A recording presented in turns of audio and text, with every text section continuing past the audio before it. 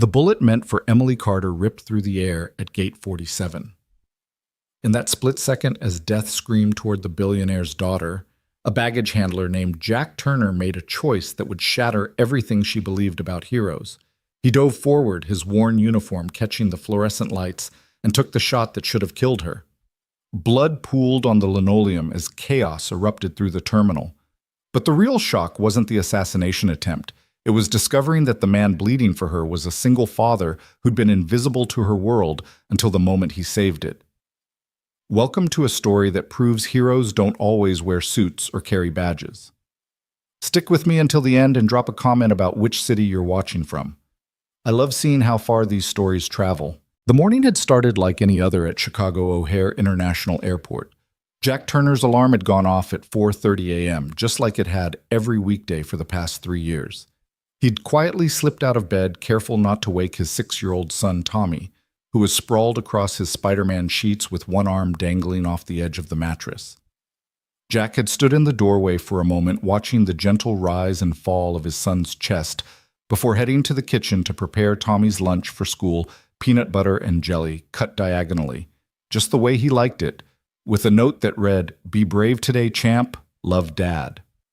By 5:15 a.m., Jack was in his beat-up 2008 Honda Civic, nursing a thermos of black coffee as he navigated the pre-dawn darkness toward the airport. The radio played softly, some talk show host droning on about the latest political scandal, but Jack's mind was elsewhere. Tommy needed new shoes. The sole of his left sneaker was starting to separate, and the rent was due in 5 days. Jack did the mental math he'd done 100 times before. After Bill's groceries and Tommy's after-school care, he'd have maybe $40 left. The shoes would have to wait another week.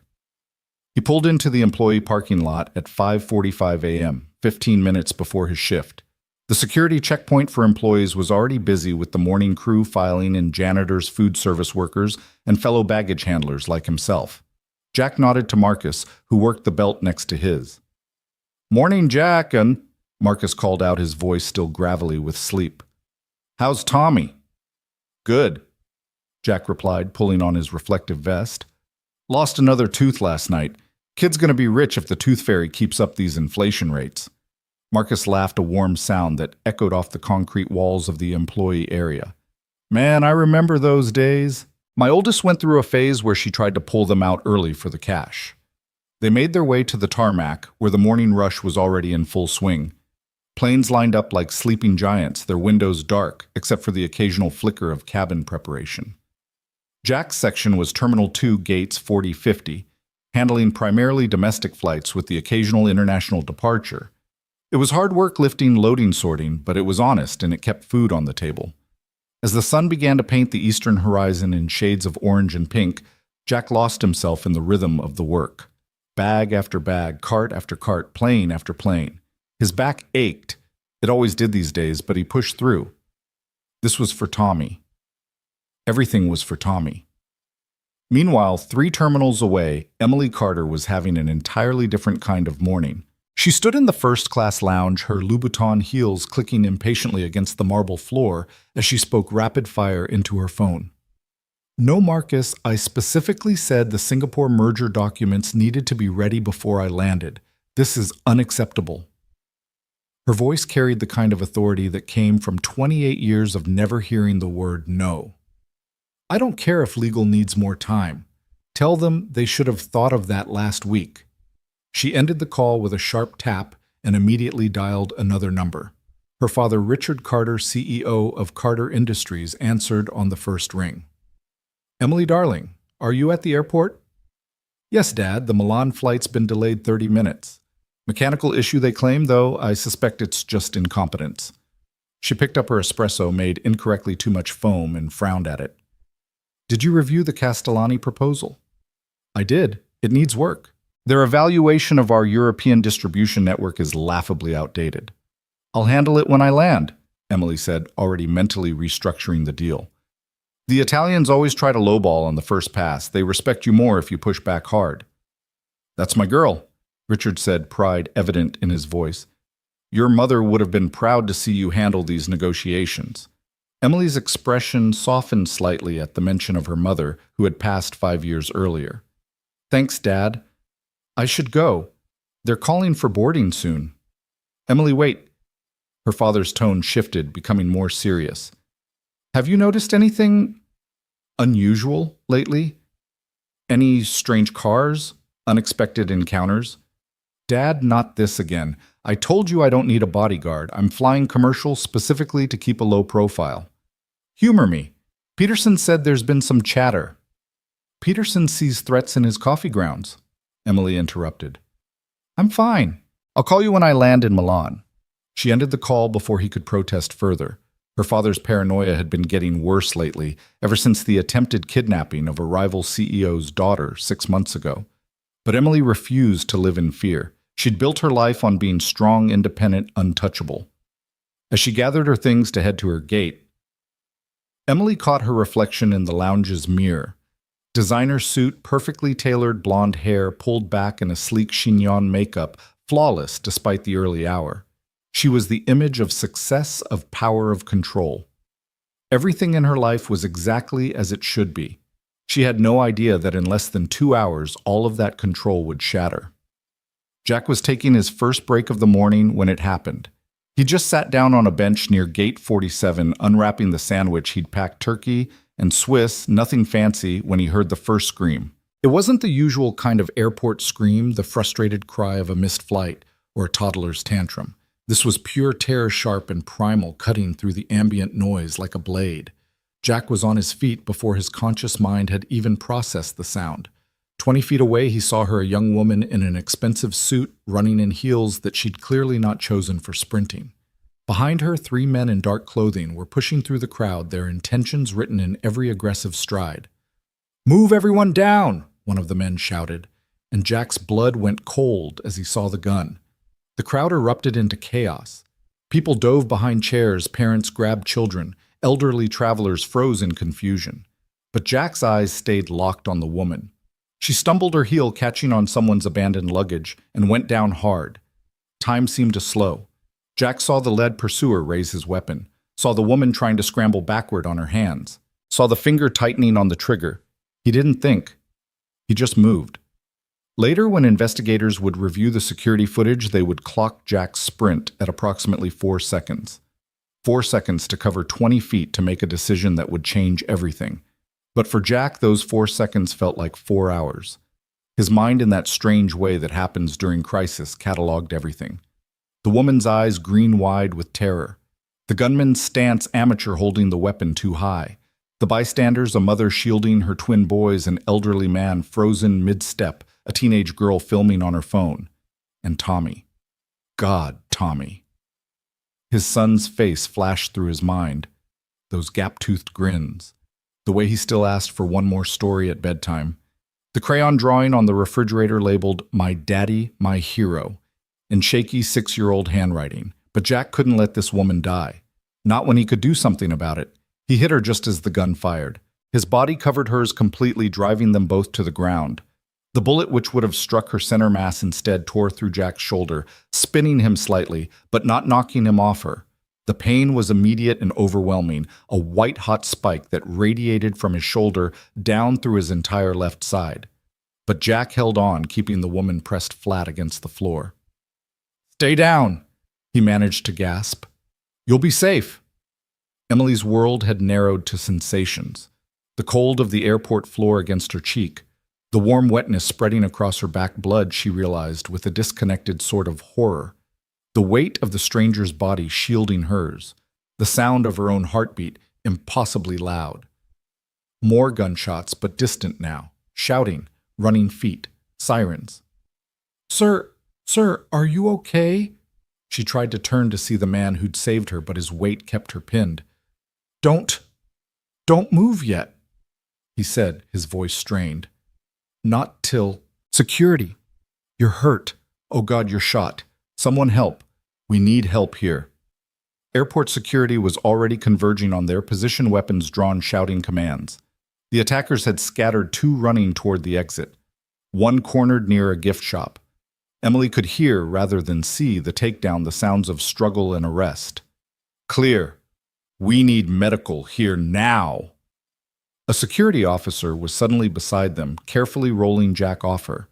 Emily sat up and immediately wished she hadn't. The man, her savior, was lying on his back, his blue airport employee uniform soaked with blood. His face was pale eyes unfocused, but he was still conscious.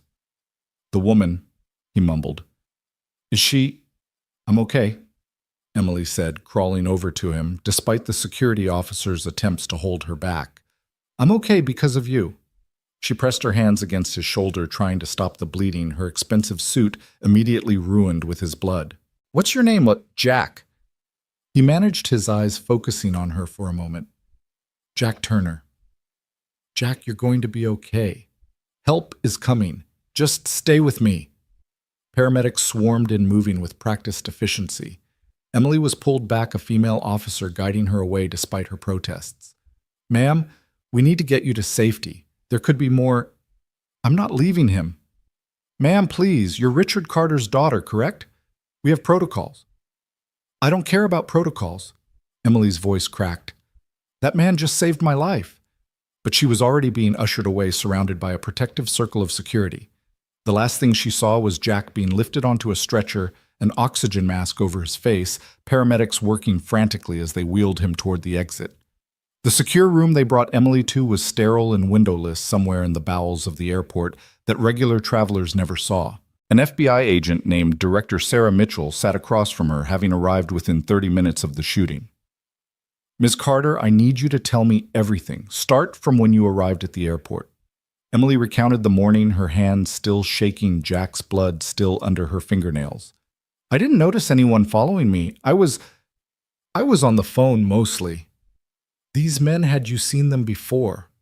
"No, I don't think so. Everything happened so fast." Mitchell nodded, making notes on her tablet. "We've apprehended 2 of the 3 attackers. They're not talking yet, but we will get answers. This appears to have been a targeted attack." "My father was right," Emily said quietly, the admission bitter on her tongue. "He wanted me to have security. Your father's already been notified. He's on his way here with a full security detail." Mitchell paused, studying Emily. "The man who saved you, Jack Turner. What can you tell me about him?" "Nothing. I'd never seen him before. He just appeared. Threw himself between me and the bullet." Emily's voice caught. "Is he okay? Can you at least tell me that—" Mitchell's expression softened slightly. "He's in surgery. That's all I know right now.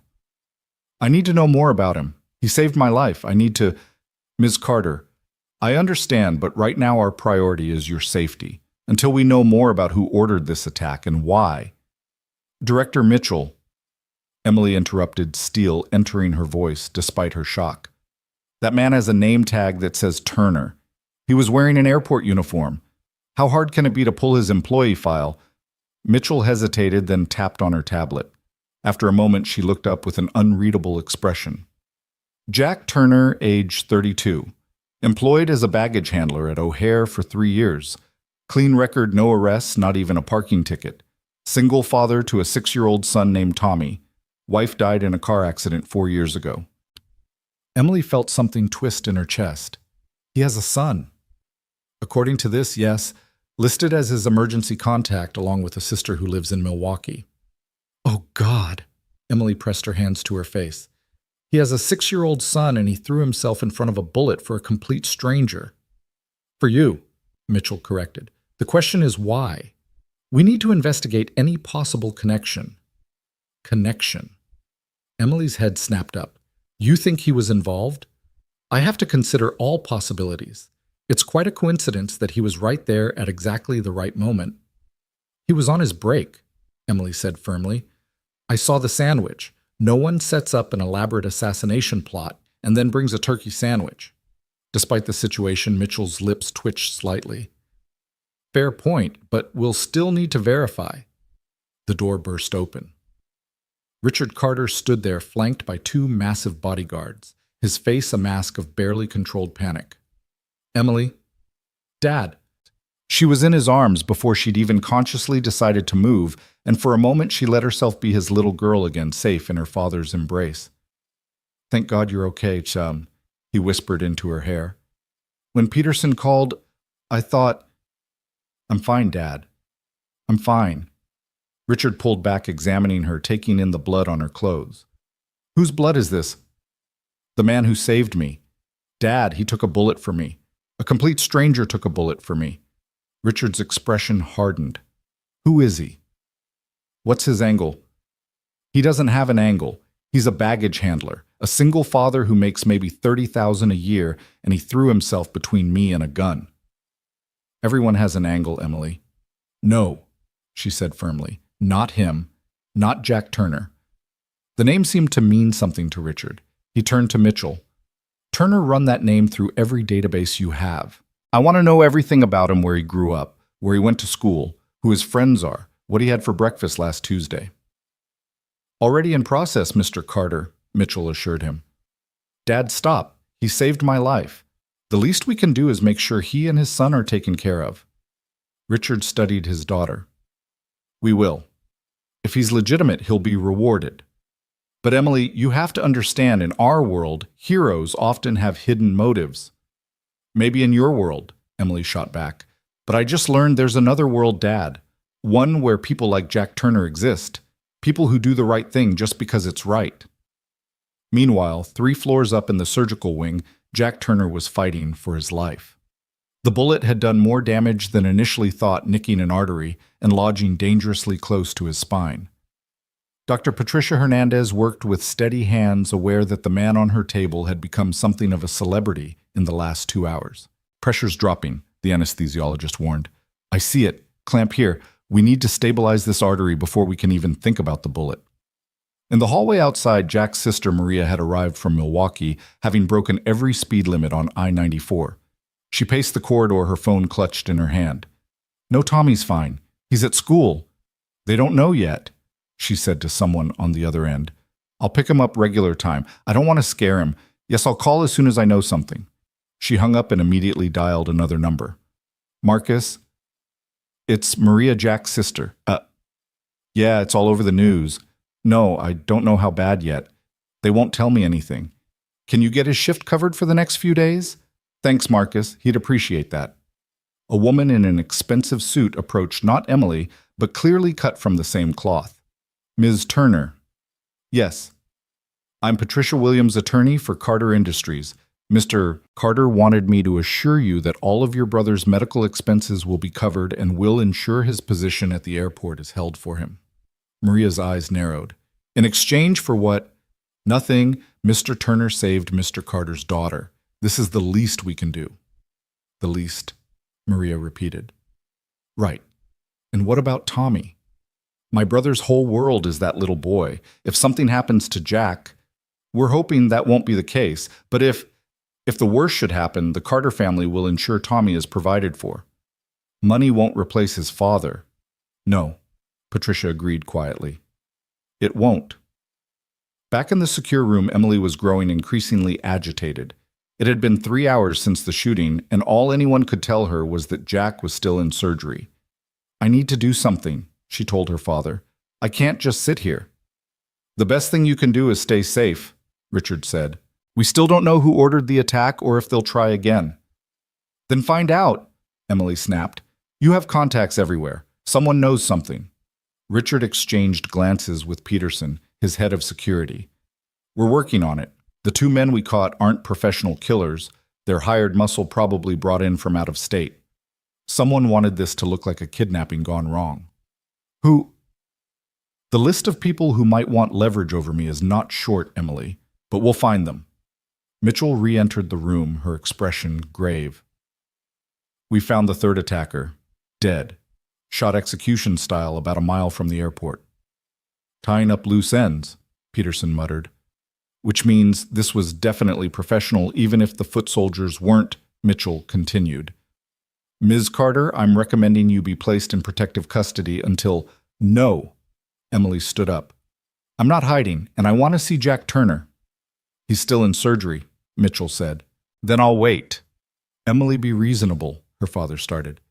Dad, that man might die because of me. The least I can do is be there when he wakes up, if he wakes up. It's not safe. Then make it safe. Emily's voice echoed off the walls. You have enough money and power to buy a small country. Figure out how to secure a hospital room. Richard studied his daughter for a long moment, then nodded to Peterson. Make it happen. 2 hours later, Emily stood outside the ICU looking through the glass at Jack Turner. He'd survived the surgery, though the doctors warned he wasn't out of the woods yet. The next 24 hours would be critical. He looked smaller in the hospital bed, vulnerable in a way that seemed at odds with the man who'd thrown himself into danger without hesitation. His face was peaceful, almost boyish, though she could see the lines that spoke of hard work and harder times. "His son's here," a nurse said softly beside her. The sister brought him. "They're in the family waiting room." Emily's heart clenched. Would it be appropriate for me to meet them?" The nurse hesitated. "I suppose that's up to you, ma'am." Emily found them in a small room down the hall. Maria Turner looked like her brother, same dark hair, same determined jaw. She was kneeling beside a small boy who was coloring in a Spider-Man coloring book with intense concentration. "Ms. Turner," Maria looked up immediately, recognizing Emily despite having never met her. "You're her, the woman Jack saved."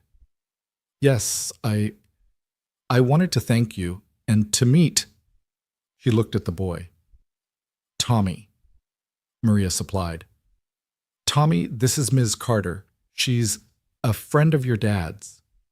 Tommy looked up with eyes exactly like his father's. "Are you why my daddy's in the hospital?" The innocent question hit Emily like a physical blow. Yes. But your daddy's a hero, Tommy. He saved me." "He's always a hero," Tommy said matter-of-factly, returning to his coloring. "He saves me from monsters under my bed all the time." Emily had to blink back tears. She turned to Maria. "Whatever you need, whatever he needs, anything at all." "We don't need charity," Maria said, though not unkindly. "It's not charity. Your brother saved my life. I owe him everything." He wouldn't see it that way.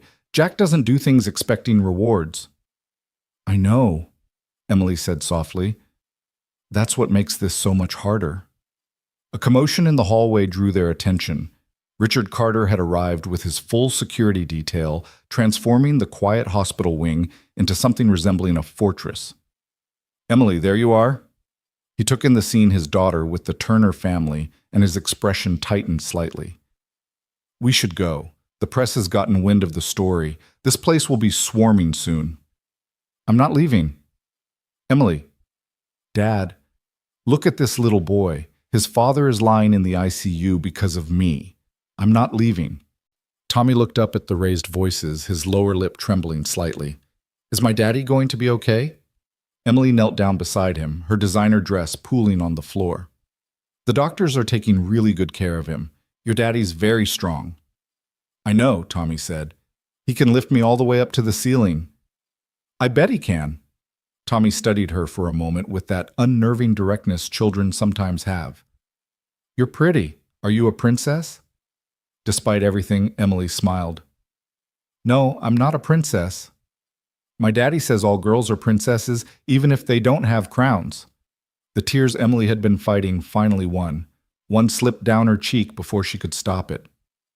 "Don't cry," Tommy said, reaching out to pat her hand. "Daddy says tears are just love looking for a place to go." "Your daddy sounds very wise." "He is. He knows everything, even math." Maria watched this interaction with a complex expression. "Tommy, why don't you show Miss Carter your drawing?" Tommy held up his coloring book, where he'd been carefully staying within the lines of Spider-Man's web.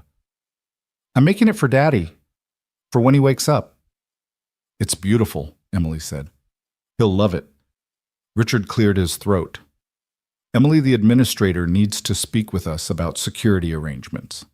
She stood reluctantly. "I'll be back," she told Maria. "If there's any change, anything at all, please have them find me." Maria nodded. "Thank you for caring." As Emily walked away with her father, she heard Tommy ask his aunt, "Why was the pretty lady crying?" "Because your daddy did something very brave, sweetheart." "Oh, he does that a lot." The next 18 hours passed in a blur. The story had indeed hit the news. Hero baggage handler saves billionaire's daughter. Jack's employee photo was on every channel alongside footage of the chaos at the airport. Social media exploded with praise for the everyday hero with a GoFundMe for Tommy's education, raising 6 figures in a matter of hours.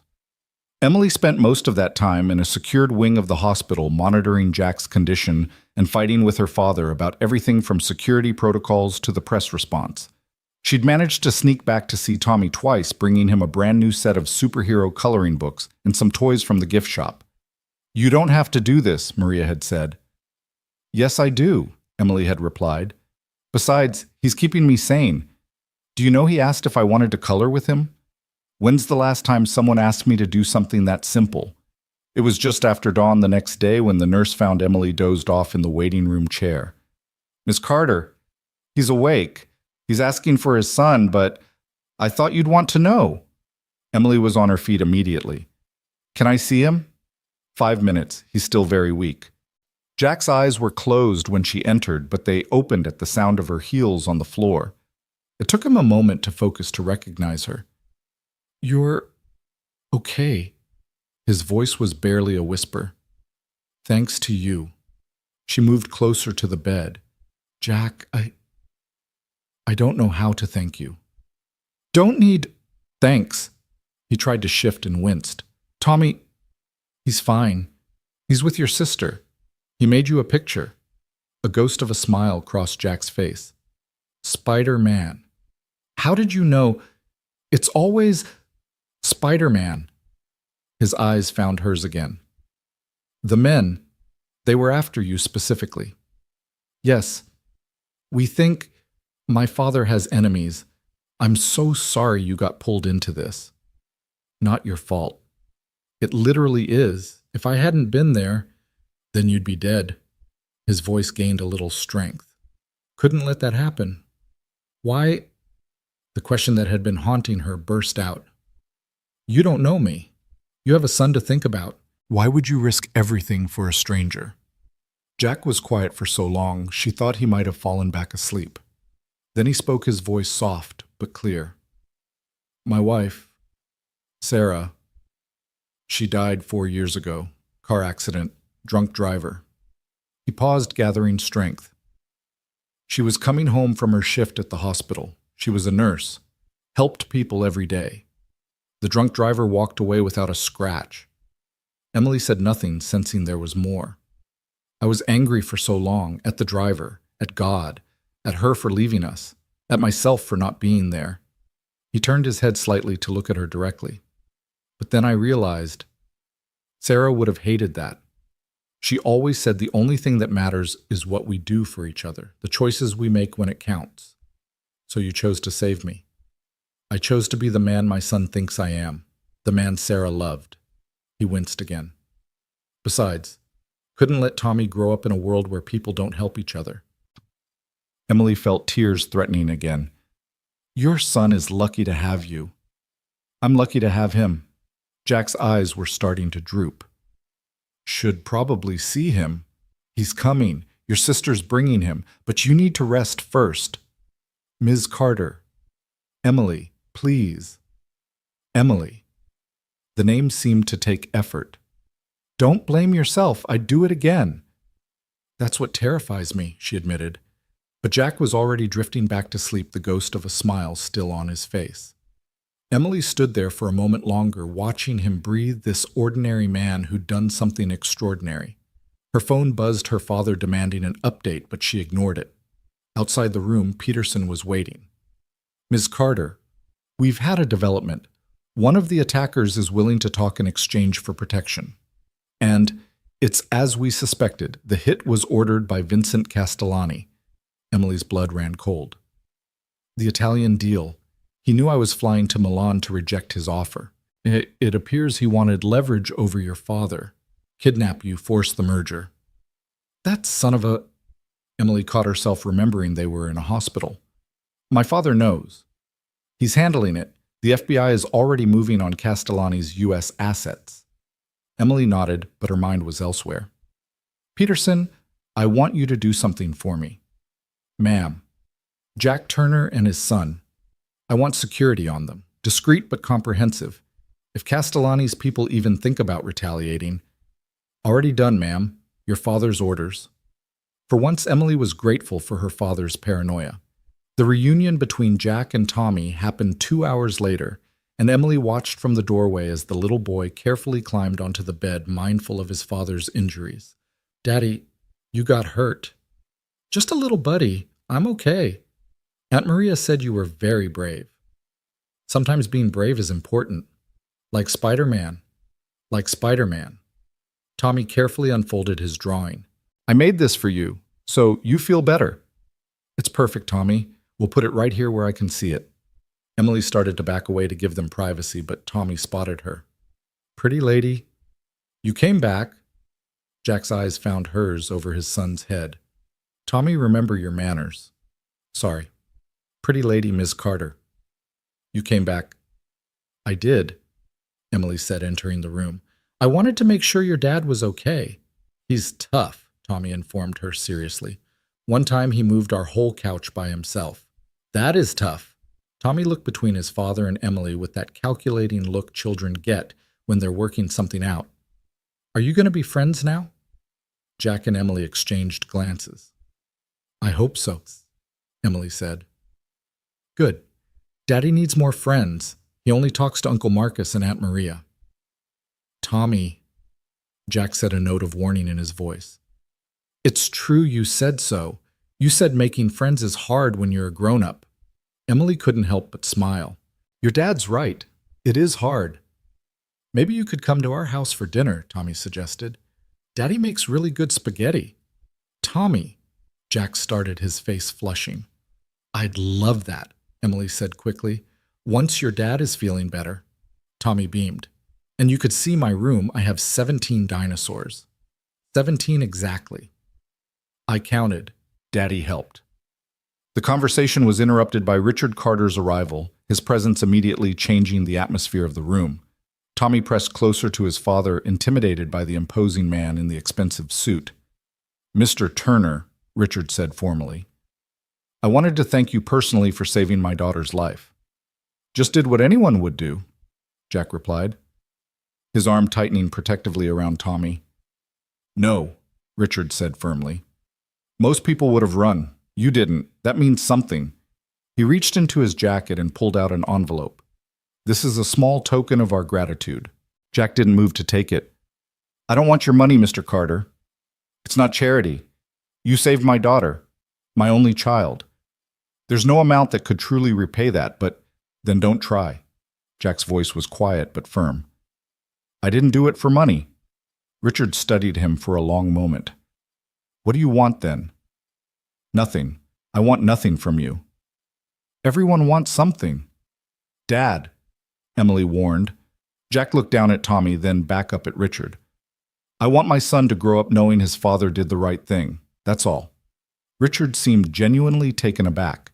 He stood there, envelope still extended, as if he couldn't quite process someone refusing what was undoubtedly a substantial check. "Mr. Carter," Jack continued, "if you want to do something, donate that money to the hospital, or to the school, or to families who've lost someone to violence, but I won't take payment for being decent." Slowly, Richard lowered the envelope. "You're either the most honest man I've ever met, or the best con artist." "Dad," Emily snapped. "It's okay," Jack said. "He's protecting you. I get it. I'd do the same for Tommy." The two fathers looked at each other across the hospital room, and something passed between them, an understanding perhaps, or at least a recognition. "The offer stands," Richard finally said. "If you change your mind, if you need anything, medical bills, Tommy's education, anything, you call." "The hospital says the bills are covered. That's more than enough." Richard nodded slowly, then turned to leave. At the door he paused. "For what it's worth, Mr. Turner, I'm glad my daughter had you there yesterday." After he left, the room felt somehow lighter. Tommy, who'd been unusually quiet during the exchange, piped up. "That man was scary." "He was just worried about Emily," Jack explained. "Sometimes when we're worried, we seem scarier than we mean to." "Were you worried yesterday?"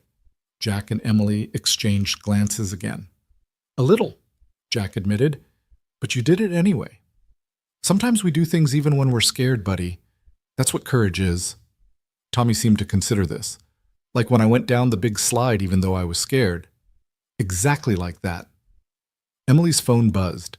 Her assistant reminding her she had a conference call with Milan in 30 minutes, damage control for the failed meeting, the real world creeping back in. I should go, she said reluctantly. Thank you for coming, Jack said, for being so kind to Tommy.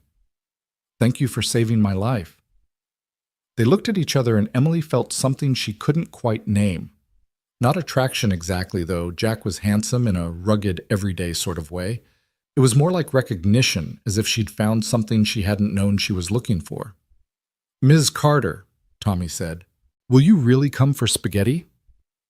If your dad invites me, absolutely. Daddy, invite her. Despite everything, Jack laughed, then immediately regretted it as pain shot through his shoulder. Easy, buddy. Let me get out of the hospital first. But then you'll invite her.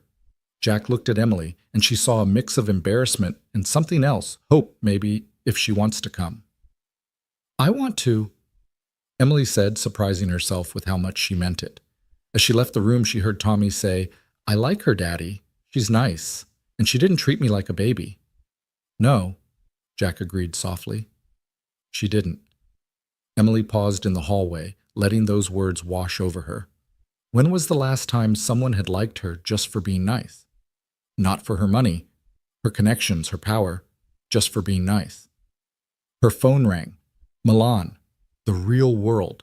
But for the first time in her adult life, Emily Carter looked at the incoming call from a multi-million-dollar client and hit decline. She had some thinking to do. The weeks that followed Jack's release from the hospital passed in a strange new rhythm for Emily Carter. She found herself thinking about the Turner family at the oddest moments during board meetings. When someone droned on about profit margins, she'd remember Tommy's innocent question about whether she was a princess. During charity galas, where everyone wanted something from her, she'd think about Jack refusing her father's check with quiet dignity. 3 weeks after the shooting, she stood outside a modest 2-story house in Riverside, a working-class neighborhood 40 minutes from downtown Chicago. The promised spaghetti dinner had finally been arranged, though it had taken considerable persuasion on Tommy's part relayed through Maria during Jack's follow-up appointments that Emily had discreetly attended. She'd agonized over what to wear, finally settling on jeans and a simple sweater, clothes she'd had to buy specifically for this occasion, as her wardrobe consisted entirely of business suits and evening gowns. The Uber driver had given her a strange look when she'd provided the address, clearly wondering what someone from her part of town was doing here. Jack answered the door, still favoring his left side, though he was moving much better than the last time she'd seen him. He'd shaved, she noticed, and was wearing a clean button-down shirt that had been carefully ironed. You came, he said, as if he hadn't quite believed she would. I promised Tommy, she replied, then softened her words with a smile. And I wanted to. Emily! Tommy's voice exploded from somewhere inside the house, followed by the thunder of small feet on stairs. He burst into view, skidding to a stop just before crashing into her legs. You really came! I told everyone at school you were coming, but Bradley didn't believe me and said I was making it up, but I wasn't, and now you're here and I was right. The run-on sentence delivered at breathless speed made Emily laugh. Hello, Tommy. Of course I came. Come see my room. I cleaned it and everything. Daddy said I had to because we had a special guest. Tommy let Ms. Carter come inside first, Jack said, stepping back to allow her entry. The house was small but meticulously clean, with the kind of organizational system that spoke of limited space being maximized. The living room held a worn but comfortable-looking couch, a coffee table with one corner reinforced with duct tape, and a modest TV.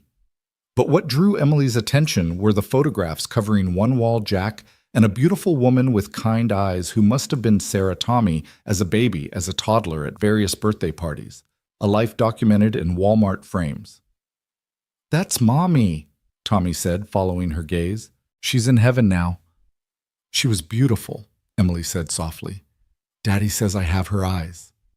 Emily looked down at the boy and could see it was true, the same warm brown, the same spark of life. Come on.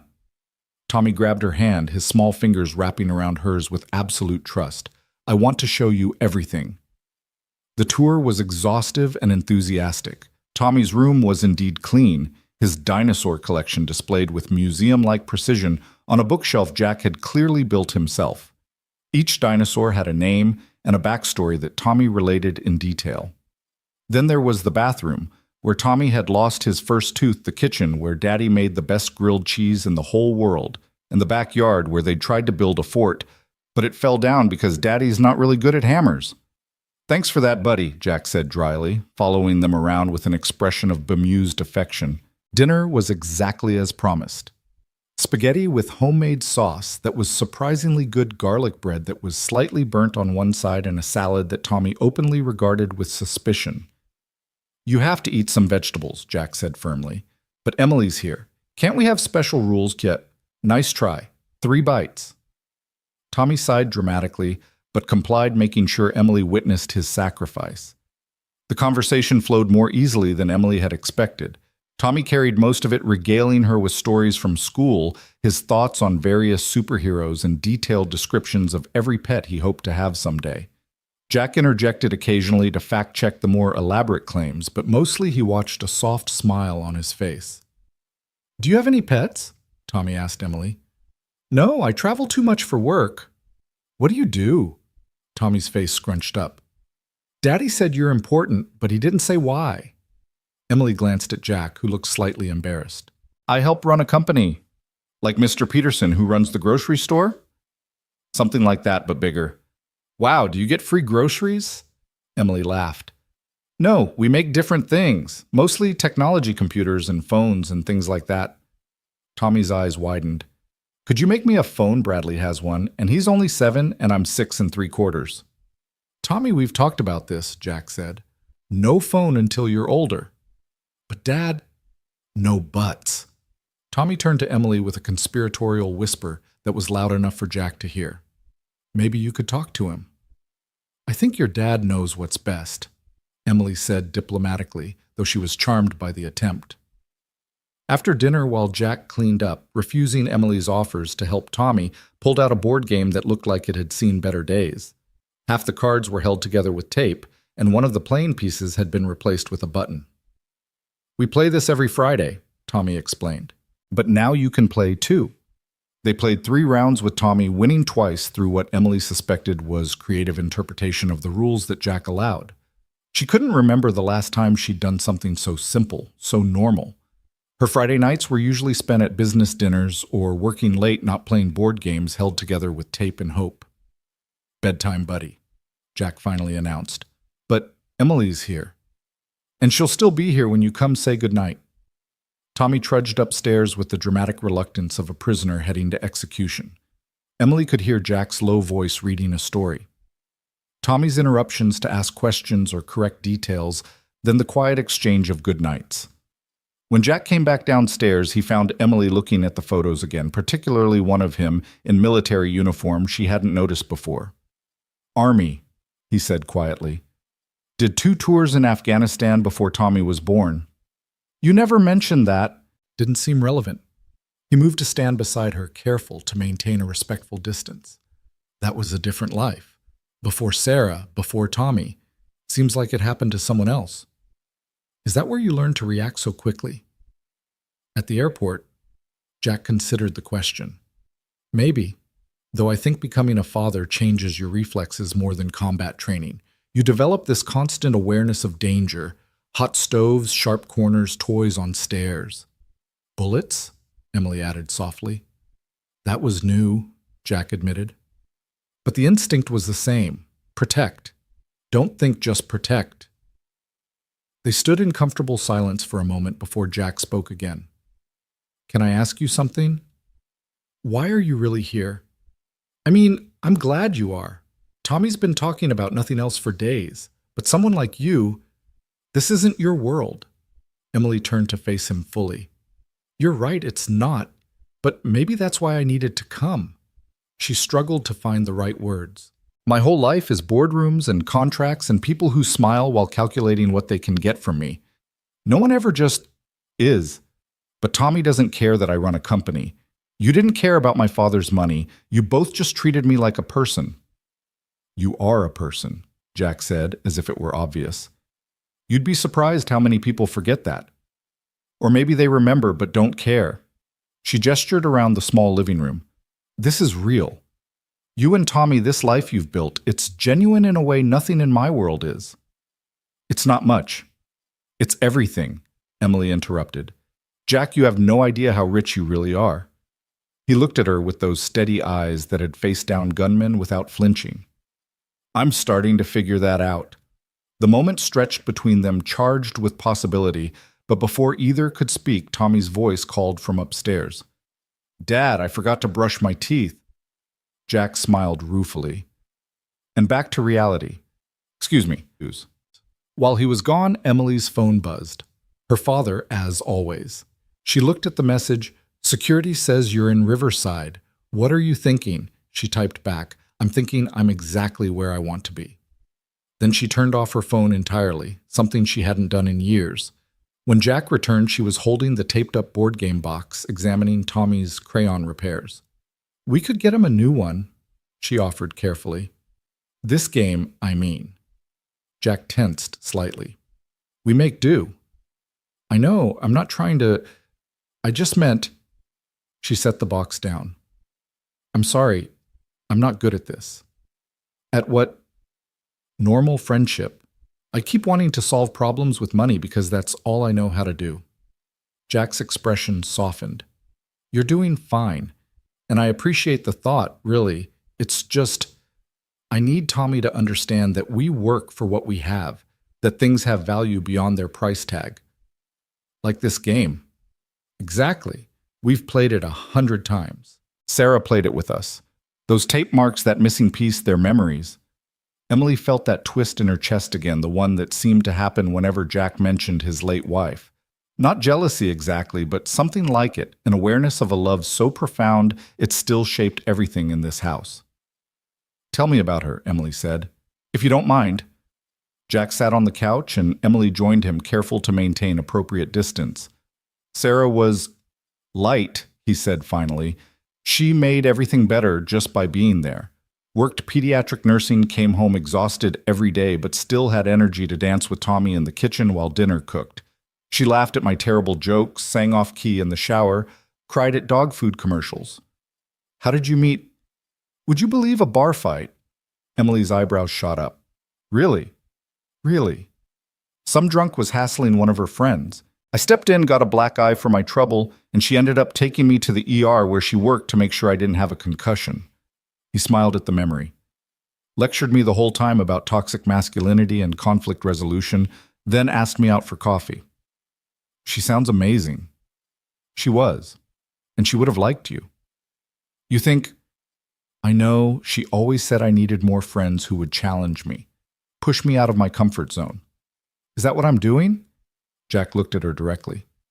Emily, you've got me so far out of my comfort zone I can't even see it anymore. Before she could respond, her phone rang. She'd turned it off, but apparently her father had overridden that, a feature she hadn't known existed. I'm sorry, she said, looking at the display. He's probably sending a SWAT team if I don't answer. Take it, Jack said. I'll check on Tommy. Emily stepped onto the front porch to answer. Dad, I turned my phone off for a reason. You're in a dangerous neighborhood without security. I'm in a perfectly safe neighborhood having dinner with a friend. The Turner man. His name is Jack, and yes.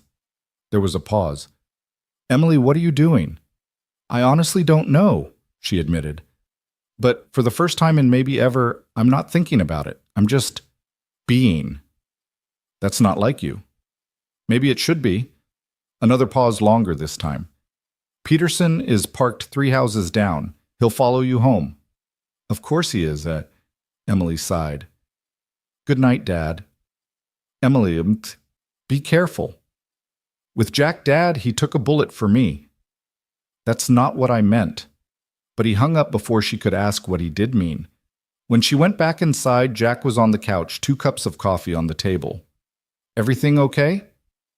My father being my father. She accepted the coffee gratefully. He has security watching your house. I'm sorry. I know. Noticed the car earlier. Doesn't it bother you? Jack shrugged. I get it. If someone hurt Tommy because of me, I'd never forgive myself. Your father feels the same about you. Most people would be angry about the invasion of privacy. I'm not most people. No, Emily agreed softly. You're definitely not. They drank their coffee in comfortable silence, the kind that didn't need filling. Emily couldn't remember the last time she'd experienced that usually silence meant someone was calculating their next move. Can I ask you something now? She said eventually.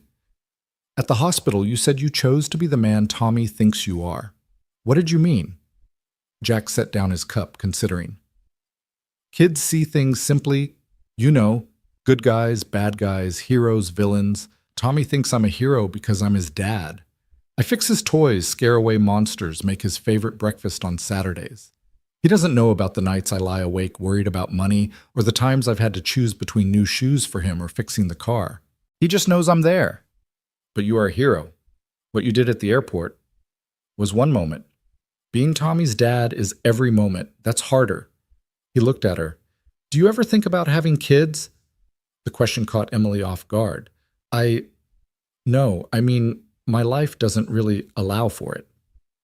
Liv's change. Not mine. I have responsibilities, obligations. A company with thousands of employees depending on me.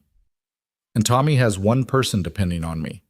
Doesn't make your responsibility more important than mine or mine than yours. Just different. Emily studied him. You really believe that, don't you? That what you do matters as much as running a billion-dollar company. I believe raising a good human matters more than anything else anyone can do. My father would disagree. Your father never tucked Tommy in after a nightmare. Never saw his face on Christmas morning. Never watched him be kind to a kid who was sitting alone at lunch. Jack leaned forward slightly. Money's important. I won't pretend it's not. But it's not everything, says the man who refused a blank check from Richard Carter. Would you respect me if I'd taken it? The question hung between them. Emily realized with surprise that the answer was no. Jack's refusal of the money had been part of what drew her back here, what made him different from everyone else in her orbit. No, she admitted. I wouldn't. Then I made the right choice. Tommy appeared on the stairs in Spider-Man pajamas, rubbing his eyes. Daddy, I can't sleep. Bad dream? No, just thinking. About what, buddy? If Emily comes back, can we show her the park? The one with the good swings? Jack glanced at Emily. If she wants to come back. I want to, Emily said quickly. I'd love to see the park with the good swings. Tommy beamed. Tomorrow. Tommy, Emily has to work. Actually, Emily interrupted, tomorrow's Saturday. I could make time. Really? Tommy's eyes widened. Really? Okay, but now you really need to sleep, Jack said, scooping Tommy up with his good arm. Say goodnight to Emily. Good night, Emily. Thank you for coming to dinner. Thank you for inviting me. As Jack carried him upstairs, Emily heard Tommy whisper, I like her, Daddy. Yeah, buddy, me too. Emily pretended she hadn't heard, but warmth spread through her chest anyway. When Jack returned, Emily stood. I should go. It's getting late. I'll walk you out. On the porch, the spring evening had turned cool. The security car was indeed visible down the street, a black SUV that screamed expensive surveillance. I'm sorry about that, Emily said, gesturing toward the car. Stop apologizing for caring about your safety. I'm more sorry that it intrudes on your life. Jack stepped closer, still maintaining respectful distance, but close enough that she could smell his cologne, something simple and clean, probably from a drugstore. Emily, you could have sent a check and disappeared. Could have had your people handle everything, made sure I never bothered you again. Instead, you're here playing board games with my kid and pretending my burnt garlic bread is edible. The garlic bread was fine. It was terrible, and you know it. He smiled. My point is you're here. That matters more than any intrusion. Jack, she didn't know what she wanted to say, only that something needed saying. The park tomorrow, he said, saving her from finding words. There's a farmer's market in the morning. Tommy loves looking at all the vegetables he won't eat. What time? 9? Unless that's too early. 9 is perfect. They stood there, neither moving to leave nor moving closer, suspended in possibility. Emily, Jack said finally, I need you to know something. I haven't. It's been 4 years since Sarah and I haven't even thought about. This is new for me. For me too, Emily admitted. Different reasons, but just as new. Okay, as long as we're both confused. She laughed, surprised. That's oddly comforting. The drive home Peterson insisted on driving her, leaving her car to be retrieved later, gave Emily too much time to think. What was she doing? Her life and Jack's were completely incompatible. She worked 80-hour weeks, flew to different countries at a moment's notice, attended galas and charity events that cost more per plate than Jack made in a month. He worked shifts, raised a son, lived in a world of school plays and bedtime stories and taped up board games. Her phone had 17 missed calls, all from various board members and executives who needed decisions, approvals, interventions. The real world waiting to reclaim her. But then she thought about Tommy's pure joy when she'd agreed to come to the park, about Jack's quiet strength, about the simple pleasure of spaghetti dinner and bad garlic bread. About feeling for 3 hours like just Emily instead of Emily Carter, heir to an empire. She made a decision. Pulling out her phone, she sent a message to her assistant. Clear my calendar for tomorrow, all day, no exceptions. The response was immediate. Is everything all right? Should I alert security? Everything's fine, just taking a personal day. There was a pause before the next message. You don't take personal days. I do now. The next morning dawned bright and clear. Emily had agonized over what to wear again, finally settling on jeans and a t-shirt that had cost more than most people's entire outfit, but looked appropriately casual. She drove herself, ignoring Peterson's protests, though she knew he'd follow at a discreet distance. The park was a revelation. Not because it was particularly beautiful, the playground equipment had seen better days and the grass was patchy in places, but because of how Jack and Tommy existed in it. They were clearly regulars. The woman running the fruit stand knew Tommy by name and snuck him an extra apple. The old man feeding pigeons by the pond called out a greeting. The other parents at the playground nodded familiarly to Jack. This is our world, Jack said quietly to Emily as Tommy ran ahead to the swings. Not very glamorous. It's perfect, Emily said, and meant it. She pushed Tommy on the swings until her arms ached. Listened to him explain the complex social dynamics of first grade, helped him pick out tomatoes at the farmer's market that they all knew he wouldn't eat. She watched Jack negotiate Tommy's request for ice cream before lunch, with patient diplomacy. Watched him apply a Band-Aid to a scraped knee with practiced gentleness. Watched him be a father with such natural grace it took her breath away. You're good at this, she told him while Tommy was distracted by a juggler. It's just practice. No, it's more than that. Some people are meant to be parents. You're one of them. Jack looked at her with an expression she couldn't read. What about you? What are you meant to be? It was a question Emily had never asked herself. She'd always known what was expected of her to run the company, to uphold the family legacy, to be successful and powerful and untouchable. But meant to be, I don't know, she admitted. I've never thought about it. Maybe you should. Before she could respond, Tommy came running back. Did you see he juggled 5 balls at once? That's more than 4. That's definitely more than 4, Emily agreed seriously. Can you juggle? No, but I can do this. She quickly folded a dollar bill into an origami crane, a skill learned during boring board meetings.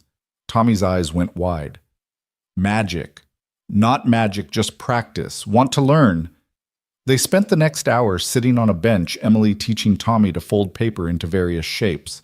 Jack watched with that soft smile she was beginning to recognize, the one that appeared when Tommy was particularly engaged in something. You're good with him, Jack said quietly. He's easy to be good with. Not everyone thinks so. His teacher says he asks too many questions. Then his teacher is wrong. Questions are how we learn. Jack studied her. You really mean that? Of course I do. The day we stop asking questions is the day we stop growing. Tommy looked up from his crooked paper crane. Is that why you're so smart, because you ask questions? That's exactly why. Then I'm going to ask a million questions and be smart like you. I think you're already pretty smart, Emily said. Dad says I get it from Mom. She was really smart. She was going to be a doctor before she went to heaven. That twist in Emily's chest again stronger this time. I'm sure she was. Do you think she can see us from heaven? Emily glanced at Jack, unsure how to answer, but he nodded slightly. I think the people who love us always see us, Emily said carefully, even when they're not here. Tommy seemed satisfied with this answer, returning to his origami, but Jack was looking at Emily with something like wonder. What? She asked softly. Nothing. Just, that was perfect. The day slipped by too quickly. Lunch at a food truck, the best tacos Emily had ever had, despite, or perhaps because of their humble origin. An afternoon at the playground where Emily learned the hard way that she was not as adept at monkey bars as she'd been at 8. A stop for ice cream where Tommy very seriously explained the superiority of chocolate chip over all other flavors. As the sun began to sink lower, Tommy started to flag, his energy finally depleting. Someone needs a nap, Jack said. I'm not tired. Tommy protested, then yawned hugely. Come on, warrior. Let's get you home. Tommy reached for Emily's hand as they walked back to their cars. Will you come back tomorrow? Emily has work, Jack started. Actually, Emily said, I cleared my whole weekend. Jack stopped walking. You did? I did. But your company will survive 2 days without me. They might even make better decisions without me hovering. Tommy tugged on her hand. So you'll come back? If your dad says it's okay. Dad say it's okay. Jack looked at Emily over Tommy's head and she saw him making a decision. Sunday's grocery day. Not very exciting. I've never been grocery shopping, Emily admitted. Both Turners stared at her. Never, Tommy asked, incredulous. Never. We had people who did that. Then you have to come, Tommy declared. Dad, she's never been grocery shopping. Well, when you put it like that, how can we deny her this crucial life experience? Emily laughed. It's a date. I mean, not a date, an appointment. An experience. Jack smiled at her flustered correction. It's whatever you want it to be. As they reached their cars, Tommy already half asleep in Jack's arms. Emily felt the weekend stretching ahead of her, full of possibility. Her phone buzzed with messages, crises that weren't really crises, decisions that others could make, a world that would keep spinning without her constant attention. She ignored them all. Thank you, she said to Jack. For today. For letting me into your world. Thank you for wanting to be in it, he replied. As she drove away, watching in her rearview mirror as Jack buckled a sleepy Tommy into his car seat, with infinite patience, Emily realized something had shifted. She wasn't just visiting their world anymore, she was becoming part of it. Sunday morning arrived with rain pattering against Emily's bedroom window, the kind of steady drizzle that Chicago did so well in spring. She lay in her king-size bed, staring at the ceiling of her penthouse apartment, thinking about how different this morning felt from all the others. Usually, she'd already be at her laptop reviewing international markets that opened while America slept. Instead, she was thinking about a 6-year-old's excitement over showing her how to properly select bananas at the grocery store. Her phone rang at 7:30, her father predictably. You missed the Harrison Foundation Gala last night, Richard said without preamble. I sent my regrets and a sizable donation. That's not the point. These events are about presents, Emily, showing the flag. I was busy. With the Turner man again. It wasn't a question. Emily sat up, irritation flaring. His name is Jack. And yes, I spent yesterday at a farmer's market and a playground, and it was more genuine than 100 galas. Emily, I understand gratitude, but this is becoming something else.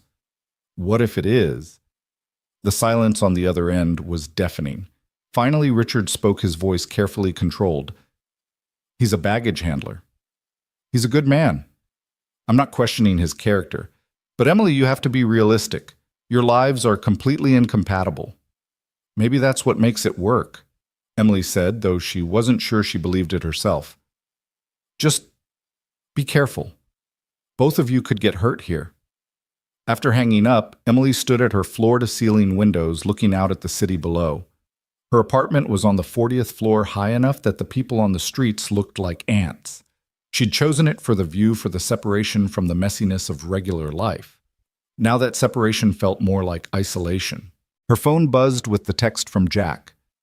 Tommy's been up since 6, asking if it's time to go get you yet. Fair warning, he's made a list of everything he wants to show you at the store.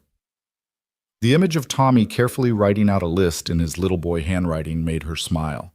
She texted back, "Tell him I'm on my way, and that I'm ready to learn from the expert." An hour later, she pulled up to Jack's house, noting Peterson's SUV already stationed down the block. The rain had softened to a mist, giving everything a soft, dreamlike quality. Tommy burst out the front door before she'd even turned off the engine. "Emily, you came, even though it's raining. Rain doesn't scare me," she said, catching him as he launched himself at her legs. "Dad says we need umbrellas, but I like the rain. It makes everything smell different." Jack appeared in the doorway looking apologetic. Tommy let Emily get inside at least. But Emily was charmed by the boy's enthusiasm. "I like the rain too," she told Tommy. "In my apartment, I can watch it race down the windows." "You live in an apartment. I thought all rich people lived in big houses." "Tommy," Jack warned. "It's okay," Emily said. "I do live in an apartment, but it's high up in the sky. Sometimes I'm actually inside the clouds." Tommy's eyes went impossibly wide, like a castle in the sky. "Something like that. Can I see it sometime?" Emily glanced at Jack, who was watching the interaction with an unreadable expression. "Maybe someday." The grocery store was a 15-minute drive during which Tommy provided detailed commentary on every aspect of their shopping routine. They always parked in the same area. Because Dad likes to remember where the car is, always got the cart with the squeaky wheel. "It's tradition," Jack explained with a shrug, and always started in produce. "Because if we start with ice cream, it melts," Tommy said seriously. Watching Jack and Tommy navigate the store was like watching a well-choreographed dance. Tommy knew exactly which coupons to pull from the little organizer Jack carried. Jack knew exactly how many times Tommy would ask for sugary cereal before accepting defeat, and both of them had strong opinions about the proper ripeness of avocados. "You have to feel it," Tommy explained to Emily, handing her an avocado. "Not too hard, not too soft." "Like this?" Emily asked, gently squeezing the fruit. "Perfect. You're a natural." Jack smiled at her over Tommy's head. "High praise. It took me months to achieve avocado selection approval." They made their way through the aisles, Tommy treating each section like a new adventure to share with Emily. She learned the proper way to test cantaloupe. Smell the end. If it smells sweet, it's ready. The economics of buying generic versus name brand. Sometimes the same, sometimes different, Dad always knows which. And the social dynamics of the cereal aisle. The good stuff is always on the top shelf so kids can't reach it. "Your dad's pretty smart about all this," Emily said, watching Jack compare unit prices on pasta sauce. "He has to be," Tommy said matter-of-factly. "He takes care of everything." The simple statement hit Emily unexpectedly hard. She thought of her own father, who'd certainly provided everything money could buy, but had never once taken her grocery shopping, never taught her to select produce or compare prices. There'd always been staff for that. "Hey," Jack said softly, appearing at her elbow. "You okay?" "Yeah, just learning a lot." He studied her for a moment, then seemed to understand. "Tommy, why don't you go pick out the bread? You know which one we get." Tommy scampered off and Jack turned to Emily. "It's different from your world, isn't it?" "Everything about this is different from my world, but not in a bad way." She gestured around the store. "This is real. You're teaching him life skills values. My father taught me leveraged buyouts and hostile takeovers. Both are important in their own way. Are they, though? I can negotiate $1 million deal, but I didn't know how to pick out an avocado until a 6-year-old taught me." Jack was quiet for a moment. "You know what Sarah used to say, that the most important things in life are usually the simplest. Knowing how to feed your family, how to make a home, how to be present for the people you love. Everything else is just noise." She sounds wise. She was. She would have been better at this single-parent thing than me. I don't know," Emily said, watching Tommy carefully comparing bread loaves with serious concentration. "You're doing pretty amazing." Their eyes met and held for a moment, something unspoken passing between them. Then Tommy came running back with a loaf of whole wheat bread, and the moment passed.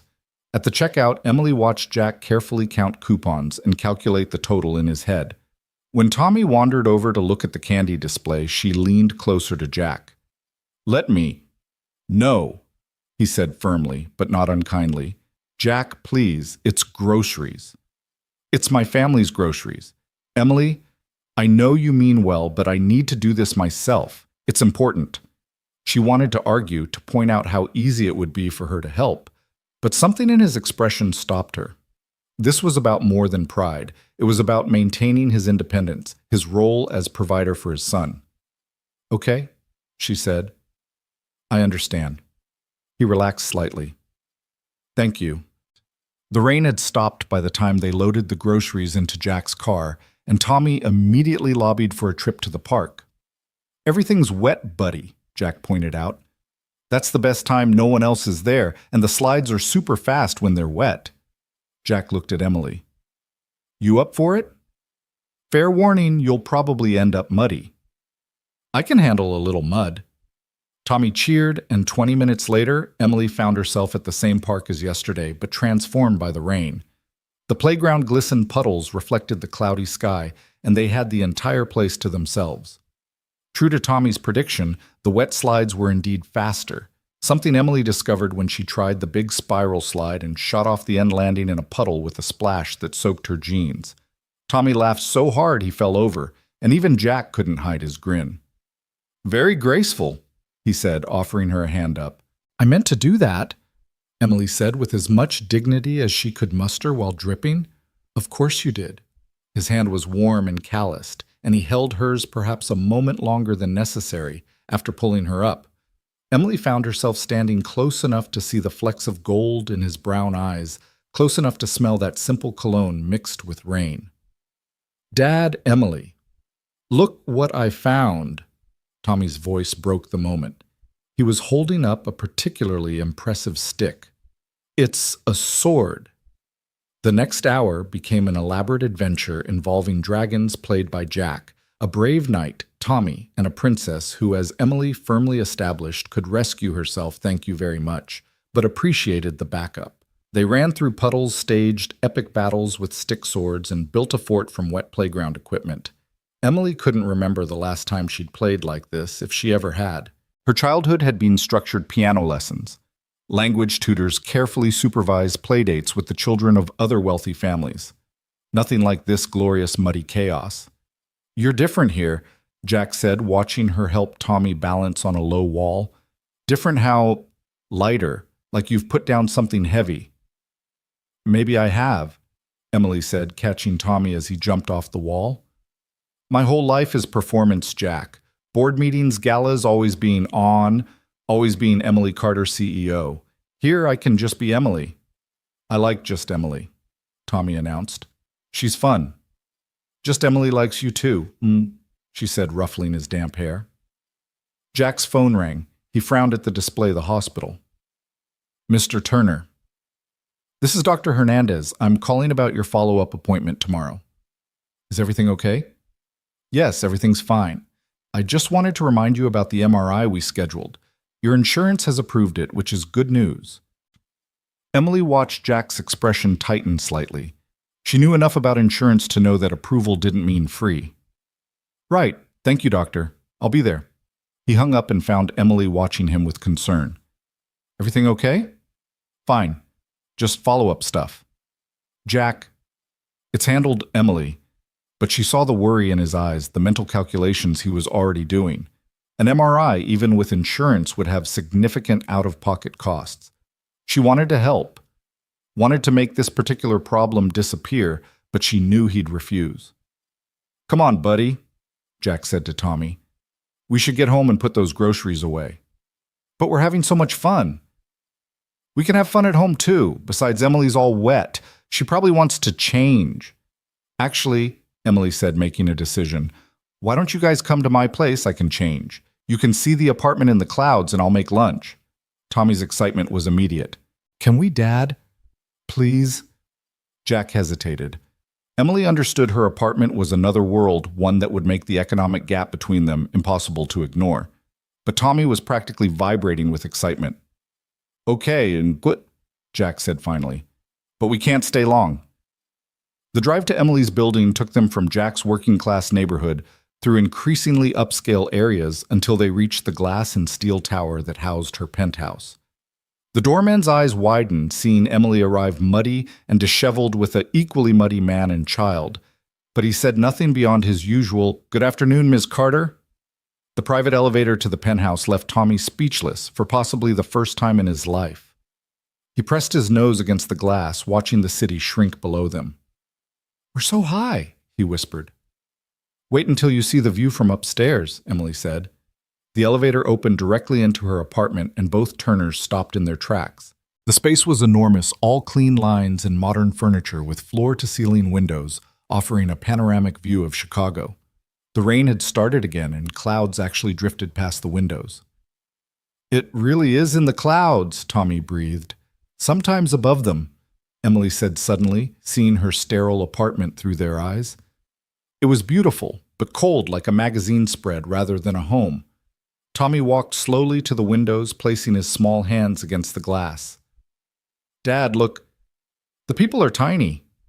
Jack joined his son, and Emily watched them silhouetted against her million-dollar view, the two people who'd somehow become more important to her than any deal or merger. "This is where you live?" Jack asked quietly. "Where I sleep," Emily corrected. "I'm not sure I've ever really lived here."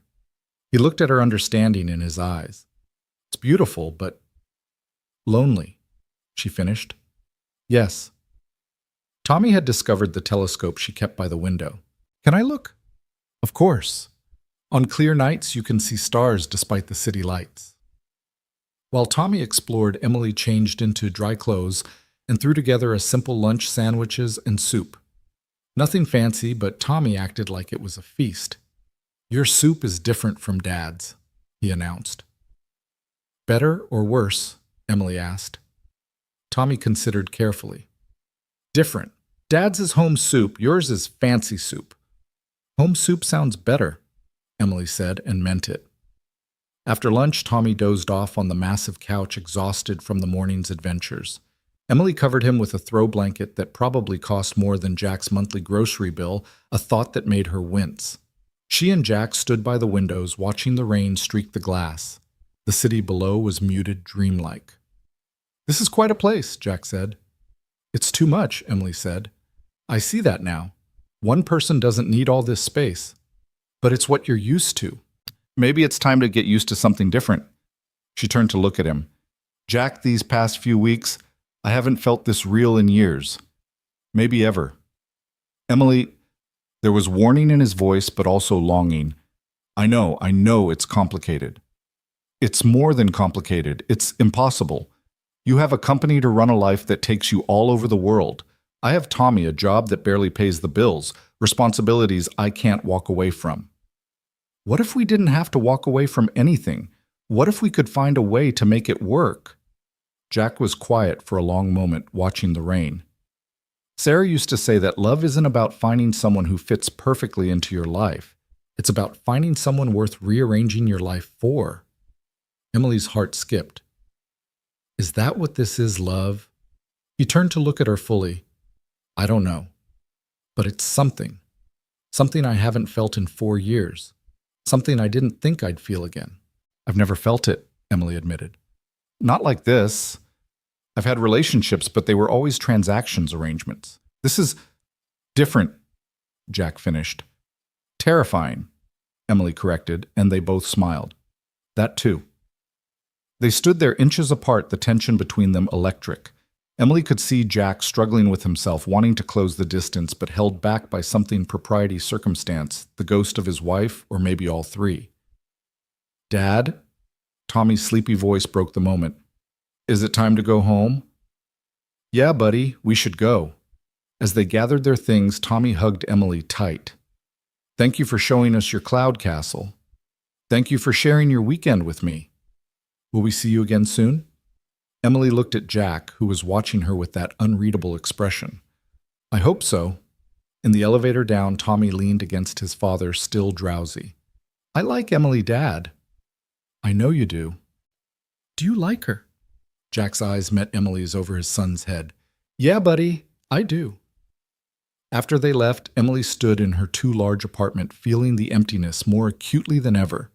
The space that had once felt like a sanctuary now felt like a prison, beautiful, but isolating, impressive, but not a home. Her phone rang. Her father again. "The Castellani situation has been resolved," he said without preamble.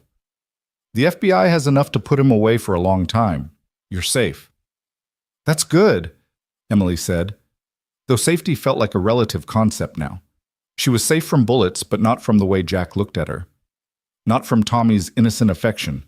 Not from the growing realization that her perfectly controlled life was missing something essential. "Emily, I had Peterson run a deeper background check on Turner." "Dad, no. He's clean. Decorated veteran, spotless record, good credit despite the circumstances. The only mark against him is a speeding ticket from rushing to the hospital when his wife was in the accident." Emily felt tears prick her eyes. Of course he'd been speeding to get to Sarah. "Why are you telling me this?" "Because you're my daughter, and despite what you might think, I want you to be happy. If this man makes you happy, just be careful. Both of you have a lot to lose." After hanging up, Emily walked to her home office, intending to review the contracts that had piled up over the weekend. But instead, she found herself looking at the photo someone had snapped at the park yesterday. Her phone had been buzzing with texts from friends who'd seen it on social media. In it, she was pushing Tommy on the swing while Jack watched all three of them laughing. She looked happy, genuinely, unreservedly happy. Her laptop chimed with an email marked urgent. The Singapore deal needed her attention. There were contracts to review, calls to make a whole corporate machine waiting for her to oil its wheels. But for the first time in her professional life, Emily Carter closed her laptop without reading the email. Some things were more important than deals. Monday morning brought reality crashing back. Emily's alarm went off at 5 a.m. as usual, and she was in her office by 6 trying to catch up on the weekend's accumulated work. But her mind kept drifting to Tommy's laugh, to the feeling of Jack's hand in hers, to the simple pleasure of selecting avocados. "You look different," her assistant Margaret said when she brought in Emily's coffee. "Different how?" "Happy. It's unsettling." Emily laughed. "I'll try to be more miserable." "Please don't. It's actually nice. The Singapore team is on line 1, by the way." The morning flew by in a blur of conferences and decisions, but at lunch Emily found herself calling the hospital. "I'd like to pay for a patient's MRI," she said, anonymously. "I'm sorry, ma'am, but without the patient's consent." What if someone just happened to make a donation that exactly covered the cost of one MRI? There was a pause. "That would be a very specific donation." "I'm a very specific person." She could hear the smile in the administrator's voice. "I'm sure we could arrange that." Emily had just finished arranging the donation when her phone buzzed. A text from an unknown number, but the message made her blood run cold. "You think you're safe?" Castellani was just the beginning. She immediately called Peterson, who had the FBI at her office, within minutes. Director Mitchell looked grim as she examined the message. "We'll trace this, but if someone's still targeting you—" "I need to warn Jack," Emily said immediately.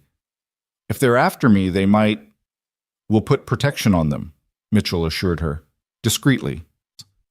But Emily couldn't shake the fear that had settled in her stomach.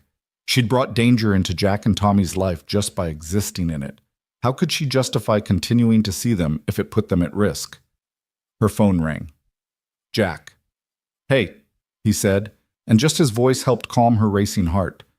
"I wanted to thank you for yesterday. Tommy hasn't stopped talking about your cloud castle." "Jack, I need to tell you something." "Actually, I called to tell you something. The hospital just called. Apparently there was some kind of billing error with my MRI. It's fully covered now." Emily closed her eyes. "That's wonderful." "Emily, did you—" "I have to go," she said quickly. "I have a meeting. I'm glad about the MRI." She hung up before he could respond, hating herself for the lie, but not knowing how else to handle it. How could she tell him about the threat? How could she drag him further into her dangerous world? But Jack Turner wasn't easily discouraged. An hour later, he was in her office lobby, having somehow talked his way past security. "We need to talk," he said when Margaret showed him in. "Jack, you can't be here. It's not safe." "I know about the threat. The FBI agents aren't as discreet as they think. Now, are you going to tell me what's going on, or are you going to keep trying to protect me like I'm made of glass?" Emily looked at him standing in her office in his work clothes, jaw set with determination, and felt something in her chest crack open. Someone sent a threatening message. The FBI thinks there might be others involved in the attempt on my life. And your instinct was to push me away. My instinct was to protect you and Tommy. That's not your call to make alone. Jack stepped closer. Emily, I knew who you were when I jumped in front of that bullet. I knew the risks, and I know them now. This is different. You have Tommy to think about. I am thinking about him. I'm thinking about the fact that for the first time since his mother died, he's excited about something, someone. I'm thinking about how he asked me this morning if you could come to his school play next week. Jack, I'm thinking, he continued, moving closer still, about how I've spent 4 years just existing, just getting through each day, and then you crashed into my life, and suddenly I remember what it feels like to want something for myself. They were standing very close now, close enough that Emily could see the determination in his eyes, the slight tremble in his hands that betrayed his nerves. This is dangerous, she whispered. Everything worth doing is. My father's right. Our lives are incompatible. Maybe, or maybe we're exactly what each other needs. Emily felt tears threatening. I don't know how to do this. I don't know how to be part of something simple and good. Then learn, the same way you learned to pick avocados. His hand came up to cup her cheek thumb, brushing away a tear she hadn't realized had fallen. Emily, I'm not asking you to change your whole life. I'm just asking you to let us be part of it. What if I get you hurt? What if something happens because of me? What if something wonderful happens because of you? It already has. Emily looked into his eyes and saw not just attraction or gratitude, but something deeper, a recognition, a coming home she'd never experienced before. Tommy has a school play next week, she asked. A smile broke across Jack's face. Thursday night, he's playing a tree. A tree? It's a very important tree, but it has 3 whole lines. Despite everything, Emily laughed. I wouldn't miss it. Good, because I already told him you'd be there. Pretty confident, weren't you? Hopeful, Jack corrected. Sarah always said the difference between confidence and hope is that hope leaves room for miracles. This time when he leaned in, Emily didn't think about threats or incompatibility or the impossibility of it all. She just let herself be kissed by a man who'd taken a bullet for her, who was raising a beautiful boy with patient love, who made her feel real in a way nothing in her gleaming tower life ever had. The kiss was gentle, tentative, a question more than a statement. When they pulled apart, Emily saw her own wonder reflected in Jack's eyes. This is going to be complicated, she said. The best things usually are. Margaret's voice came over the intercom. Ms. Carter, your 2 o'clock is here. Reality intruding again, but for once Emily didn't mind. I have to work, she said apologetically. I know, so do I. My shift starts in an hour. Jack stepped back, but his hand found hers for a moment. But Thursday. The play. I'll be there. And maybe dinner after Tommy will be on a performance high. He'll want to celebrate. I know just the place for pizza. Jack smiled. Actually, I was thinking maybe you could teach us to make that fancy soup. It's just soup from a can with extra vegetables. See, you're already learning that the simple things are sometimes the best. After he left, Emily stood in her office looking out at the city below. Her phone was buzzing with messages, deals needing attention, the machine of her corporate life demanding to be fed. But she was thinking about a little boy who needed 3 whole lines as a tree, about a man who saw through her armor to the person beneath, about the possibility that maybe, just maybe, 2 incompatible lives could find a way to fit together. Her phone buzzed again. This time it was a photo from Jack Tommy practicing his tree pose in their living room, arms spread wide like branches, grinning at the camera. Emily saved the photo and got back to work, but she was smiling. Thursday couldn't come fast enough.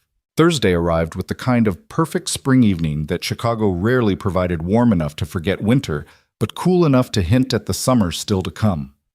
Emily stood in her bedroom holding up 2 different outfits and feeling ridiculous. She'd negotiated billion-dollar deals without breaking a sweat, but choosing what to wear to a first-grade play had her second-guessing everything. Margaret knocked on her door. The car's ready whenever you are. I'm driving myself, Emily said finally, settling on simple slacks and a soft sweater. Nice, but not ostentatious. To Riverside at night. It's 6 p.m., Margaret, not midnight, and yes to Riverside. Margaret studied her for a moment. You know, in the 5 years I've worked for you, I've never seen you this nervous about anything. I'm not nervous. You've changed outfits 3 times. I've been counting through the glass. Emily sighed. It's a school play. I've never been to a school play. What if I do something wrong? What if I clap at the wrong time or sit in the wrong place? Or what if you just go and enjoy watching a 6-year-old be a tree? Margaret's expression softened. Emily, you're allowed to have a life outside these walls. Am I? Sometimes I'm not sure I know how. Then maybe it's time to learn. The drive to Tommy's school took her through rush hour traffic, but Emily didn't mind. It gave her time to think, to acknowledge the flutter in her stomach that had nothing to do with FBI threats and everything to do with seeing Jack again. They'd texted throughout the week simple things: Tommy's excitement about the play, a photo of a particularly perfect avocado Jack had found at the store, small windows into each other's daily lives that felt more intimate than any corporate merger. The school parking lot was already crowded when she arrived. Parents with cameras, grandparents with flowers, siblings looking bored but present. Emily felt out of place until she spotted Jack standing by the entrance scanning the crowd. His face lit up when he saw her, and suddenly she didn't feel out of place at all. You made it, he said, reaching for her hand as naturally as breathing. I promised. How's our tree doing? Nervous? Excited. He changed his costume 3 times, so apparently it runs in the family. Emily laughed.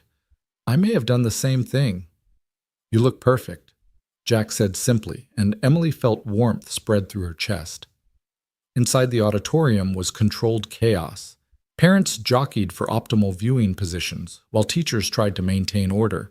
Jack led her to seats he'd saved near the front, marked with his jacket. Maria's coming, but running late, he explained. Tommy made me promise to save her a seat, too. He's lucky to have family who shows up. Jack looked at her curiously. Did your parents come to your school plays? I didn't have school plays. I had private tutors and carefully orchestrated recitals, where my parents would appear for exactly the duration of my performance, then leave for whatever business engagement was more important. That's lonely, Emily finished. It was lonely, but I didn't know any different then.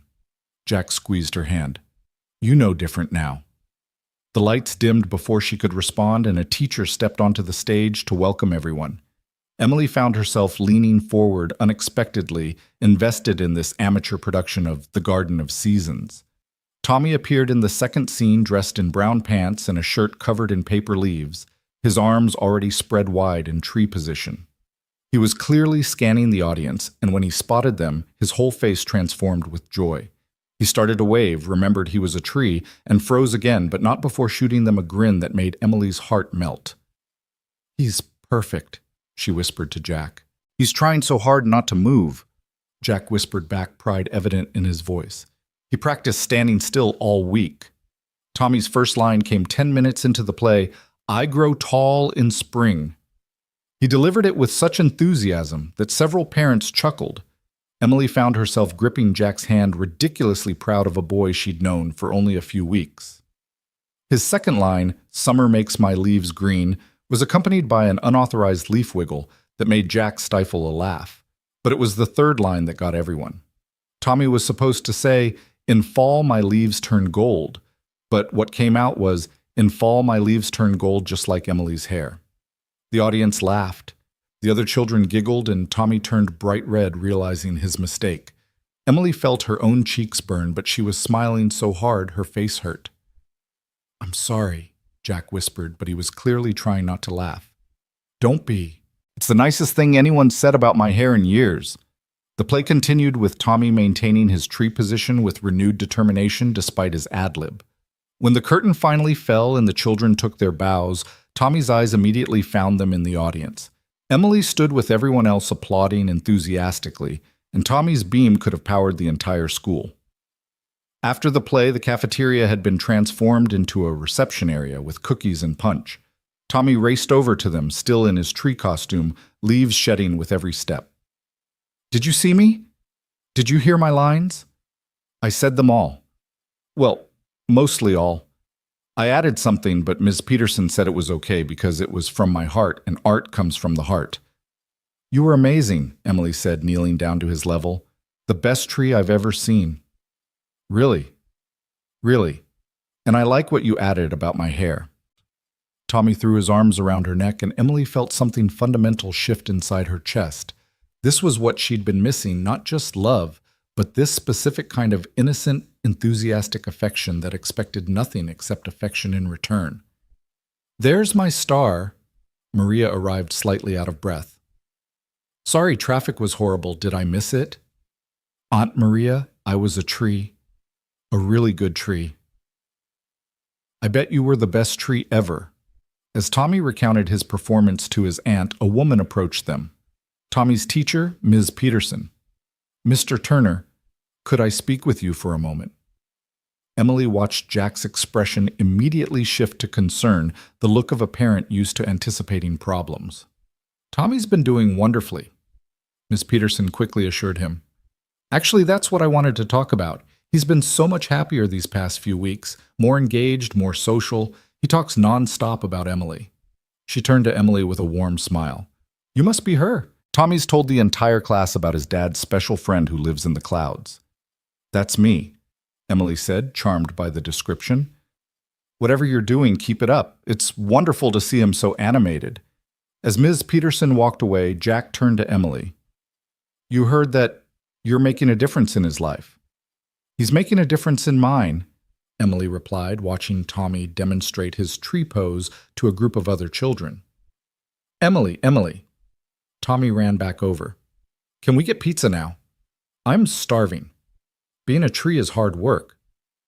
Actually, Emily said, I thought maybe we could go to my place and make homemade pizza. I have all the ingredients. Tommy's eyes widened. Make pizza like from scratch, man. From scratch. You can even toss the dough if your dad helps. Can we, Dad? Please. Jack looked at Emily. You sure that's a lot of work? I'm sure. I even got a step stool so Tommy can reach the counter. You bought a step stool. I bought a step stool. Something in Jack's expression softened. You bought a step stool, he repeated quietly, as if this simple purchase meant something profound. Maria begged off, citing early work the next morning, but promised Tommy she'd take him for ice cream on the weekend to celebrate his theatrical triumph. As they drove toward Emily's apartment, Jack and Tommy following in their car, Emily realized she was nervous again, but for different reasons. She'd made changes to her apartment, small ones, but changes nonetheless. Would Jack notice? Would he understand what they meant? When they arrived at her building, the doorman greeted Tommy by name. Good evening, Mr. Tommy. I heard you were excellent in your play. Tommy's mouth fell open. You know about my play. Ms. Carter may have mentioned it, the doorman said with a wink. In the elevator, Tommy was slightly less awed by the height, more interested in telling Emily about every detail of the play from his perspective on stage. Bradley forgot his line completely, and Sophia's flower crown fell off. But I remembered all my lines, well, except for the adding part. When the elevator opened into the penthouse, Emily watched Jack's face as he took in the changes. The austere modern furniture had been softened with colorful throws and pillows. Children's books were stacked on the coffee table. A box of toys sat discreetly in the corner. And on the refrigerator, a refrigerator that had never held anything but takeout menus, was Tommy's drawing from the hospital, held up with alphabet magnets. Emily, Jack said softly. I wanted it to feel more welcoming, she said, suddenly self-conscious. More like home. You put my picture up. Tommy had discovered his artwork. Just like at our house. Of course I did. It's beautiful. The pizza making was an adventure. Tommy was determined to toss the dough like he'd seen on TV, which resulted in flour everywhere, and dough that was decidedly not round. But he was so proud of his creation that neither adult had the heart to reshape it. It's artistic, Jack said, looking at the vaguely amoeba-shaped pizza. It's perfect, Emily corrected, adding toppings to Tommy's specifications: extra cheese pepperoni in the shape of a smiley face and olives for eyes. While the pizza cooked, Tommy explored the apartment with Emily's permission, fascinated by everything from the telescope to the sound system to the rain shower in the guest bathroom that he declared was like being in a car wash. "He's having the time of his life," Jack said, standing with Emily by the windows, watching the sun set over the city. "So am I," Emily admitted. "I've never had anyone make pizza in this kitchen. I've never had a child's laughter in this apartment. It feels alive. You're good with him, natural. He makes it easy. He's so open, so genuinely himself." She paused. "Like his father." Jack turned to look at her. "Emily, I need to tell you something." Her heart rate spiked, preparing for bad news, but Jack took her hands, his expression serious but warm. "I've been thinking all week about how this could work, and I realized I've been looking at it wrong. I kept thinking about all the reasons it shouldn't work instead of focusing on the reasons it does." "What reasons?" Emily asked softly. "You make Tommy laugh. You treat him like a person, not a kid to be patronized. You bought a step stool for your $1 million apartment so he could help cook. You saved his drawing like it was precious art." "It is precious art. See that? That right there." Jack pulled her closer. "You see value in things other people overlook. You saw value in us." "Jack, I'm falling in love with you, Emily." The words hung in the air between them, monumental and fragile. Emily felt tears prick her eyes. "I don't know how to be in love," she whispered. "I don't know how to balance this with everything else. I don't know how to be what you and Tommy need. You already are, just by being yourself. Not the CEO, not the billionaire's daughter, just Emily who gets excited about perfect avocados and laughs at Tommy's jokes and makes fancy soup that's really just from a can." "Dad? Emily? The pizza's making beeping noises." The smoke alarm's chirp sent them racing to the kitchen where the slightly charred edges of Tommy's artistic pizza were starting to smoke. Jack quickly pulled it from the oven while Emily opened windows, and Tommy fanned the air with a dish towel, all three of them laughing. "It's not burnt," Tommy declared. "It's extra crispy." They ate the oddly shaped, slightly charred pizza on the living room floor, Tommy having declared it a carpet picnic, and Emily couldn't remember a meal ever tasting better. Tommy regaled them with more backstage stories from the play, demonstrated everyone else's parts, and gradually wound down like a clock losing its spring. "Someone's crashing," Jack observed as Tommy's stories became less coherent. "I'm not tired," Tommy mumbled, then yawned so wide Emily could count his teeth. "Come on, buddy, time to go home."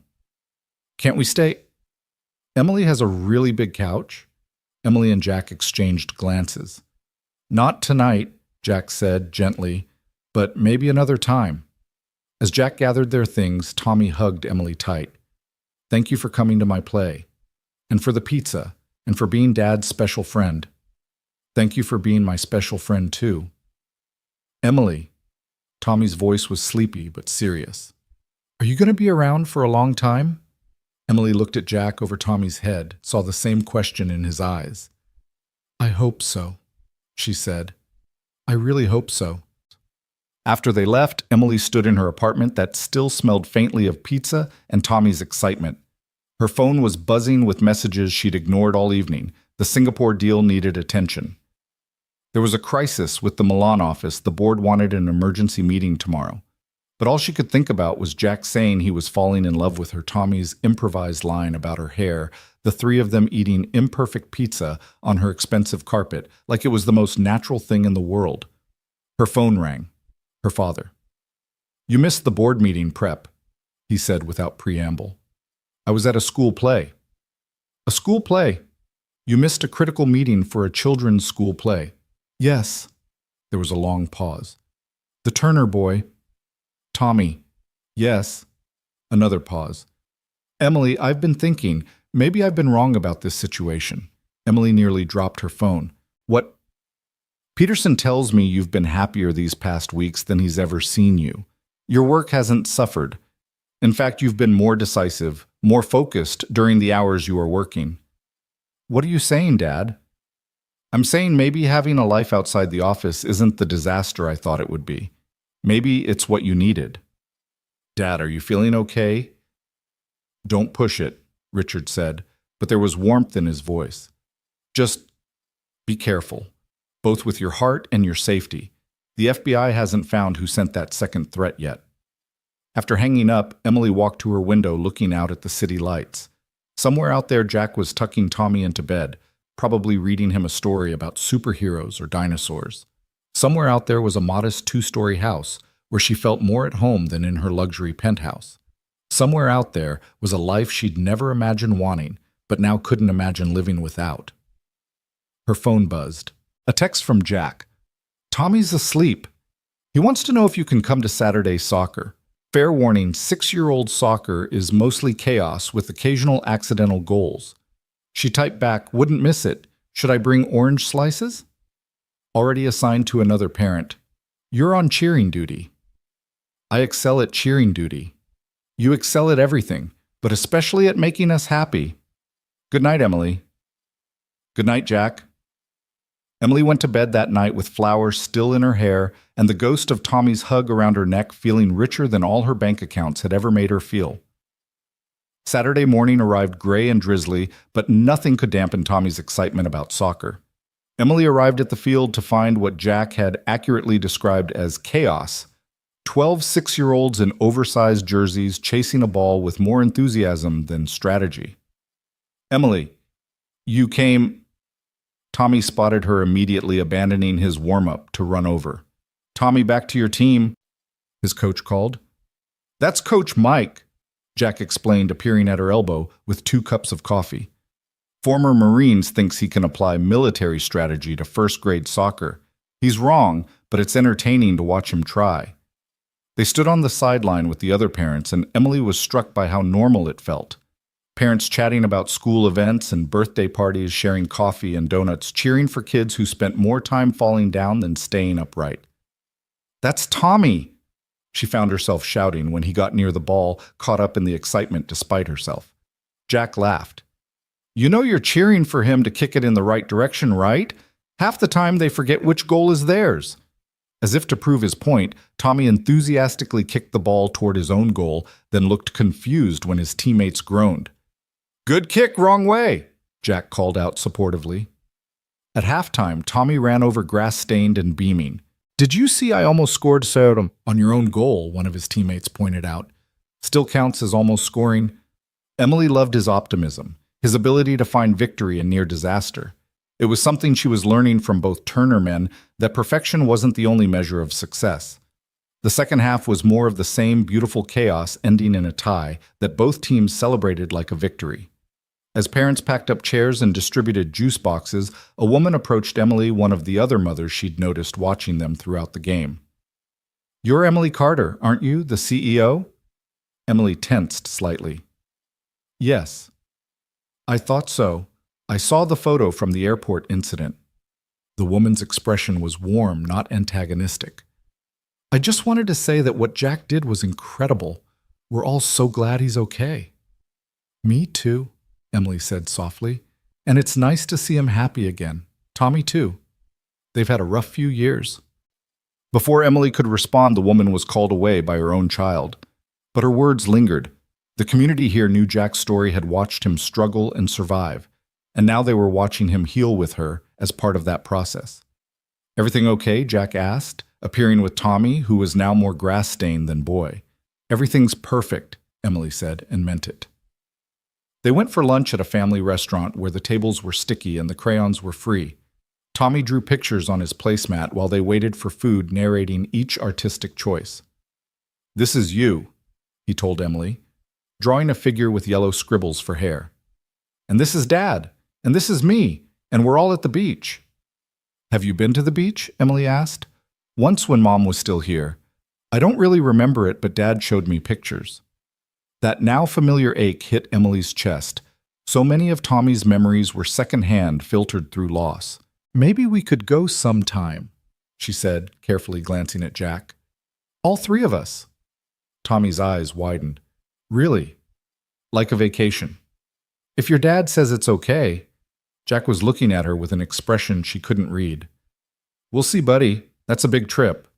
But Tommy was already planning listing everything he'd need for the beach, and Emily found herself caught up in his enthusiasm, making mental notes about child-friendly resorts within driving distance. After lunch, they went back to Jack's house. The rain had started in earnest, canceling their park plans, so they settled in for a movie afternoon. Tommy picked something involving animated dinosaurs curling up between them on the couch, with a bowl of popcorn. Halfway through the movie, Tommy fell asleep, his head on Emily's shoulder, his feet in Jack's lap. Emily hardly dared breathe, not wanting to disturb the moment. "He's comfortable with you," Jack said quietly. "He doesn't usually fall asleep on people. Too much energy. Soccer wore him out." "It's more than that." Jack's hand found hers over Tommy's sleeping form. "He feels safe with you. We both do." They sat there as the movie played on Tommy's soft snores, providing a counterpoint to the animated adventure. Emily found herself studying the room again, the photos, the lived-in furniture, the toys scattered despite Jack's best efforts at organization. This was what a home looked like, she realized. Not perfect, not styled, just lived in and loved. Her phone vibrated with yet another urgent message. The Singapore crisis was escalating. The board was demanding her immediate attention. The corporate world was calling her back. But Tommy shifted in his sleep, burrowing closer to her side, and Emily made a decision. She turned her phone completely off and let herself just be present in this moment, rain pattering against windows, animated dinosaurs saving the day, a little boy's trust heavy and warm against her side. "I love you," she whispered, not sure if she was talking to Jack or Tommy or both. Jack squeezed her hand. "We love you too." The rain continued outside, but inside the small house in Riverside, Emily Carter had found something she hadn't even known she was looking for, a family imperfect and beautiful, and hers if she was brave enough to claim it. Her phone stayed off for the rest of the afternoon. The corporate world could wait. This Tommy's sleepy breathing, Jack's thumb tracing circles on her hand, the simple pleasure of a rainy Saturday, this was what mattered. As evening approached and Tommy stirred from his nap, demanding snacks and another movie, Emily helped Jack make sandwiches in the kitchen. They moved around each other easily now, familiar with each other's rhythms, comfortable in shared space. "Stay for dinner?" Jack asked. "I should probably get back. I've been ignoring work all day and—" "Stay," he said simply. "Please." Emily looked at him, at Tommy bouncing on the couch in anticipation of movie number 2 at this life that had somehow become hers without her quite planning it. "Okay," she said. "I'll stay." Jack's smile was worth all the angry board members in the world. They made spaghetti again. Tommy insisted it was tradition now, and Emily learned the Turner family dinner rules. Everyone shared their favorite part of the day. Vegetables were negotiable, but trying was mandatory, and dessert happened only if plates were cleared. "My favorite part was Emily cheering at soccer," Tommy announced. "My favorite was Tommy almost scoring, even if it was the wrong goal," Emily said, making him giggle. "My favorite," Jack said, looking directly at Emily, "was all of it, every minute." After dinner, after dishes, and another movie, and Tommy's elaborate bedtime routine that Emily was now part of, she and Jack stood on his front porch, neither wanting the day to end. "I should go," Emily said, not moving. "You should," Jack agreed, also not moving. "The Singapore office is probably in full meltdown by now." "Probably." "And tomorrow's Sunday. Tommy probably has plans." "Church in the morning, but you could come." Emily looked at him surprised. "To church?" Why not? Tommy would love it, and the congregation would be thrilled to meet the famous Emily they've been hearing about. "You talk about me at church. Tommy talks about you everywhere. Grocery store, bank, post office. You're basically a local celebrity now." Emily laughed. "I've been called a lot of things, but never a local celebrity in Riverside. It's a good thing. People here, they take care of their own. And you're one of ours now, whether you know it or not." The words warmed her more than any business compliment ever had. "One of yours," she repeated softly. "If you want to be." "I want to be." Jack kissed her, then soft and sure on his front porch, where any neighbor could see, claiming her as his in this simple, public way.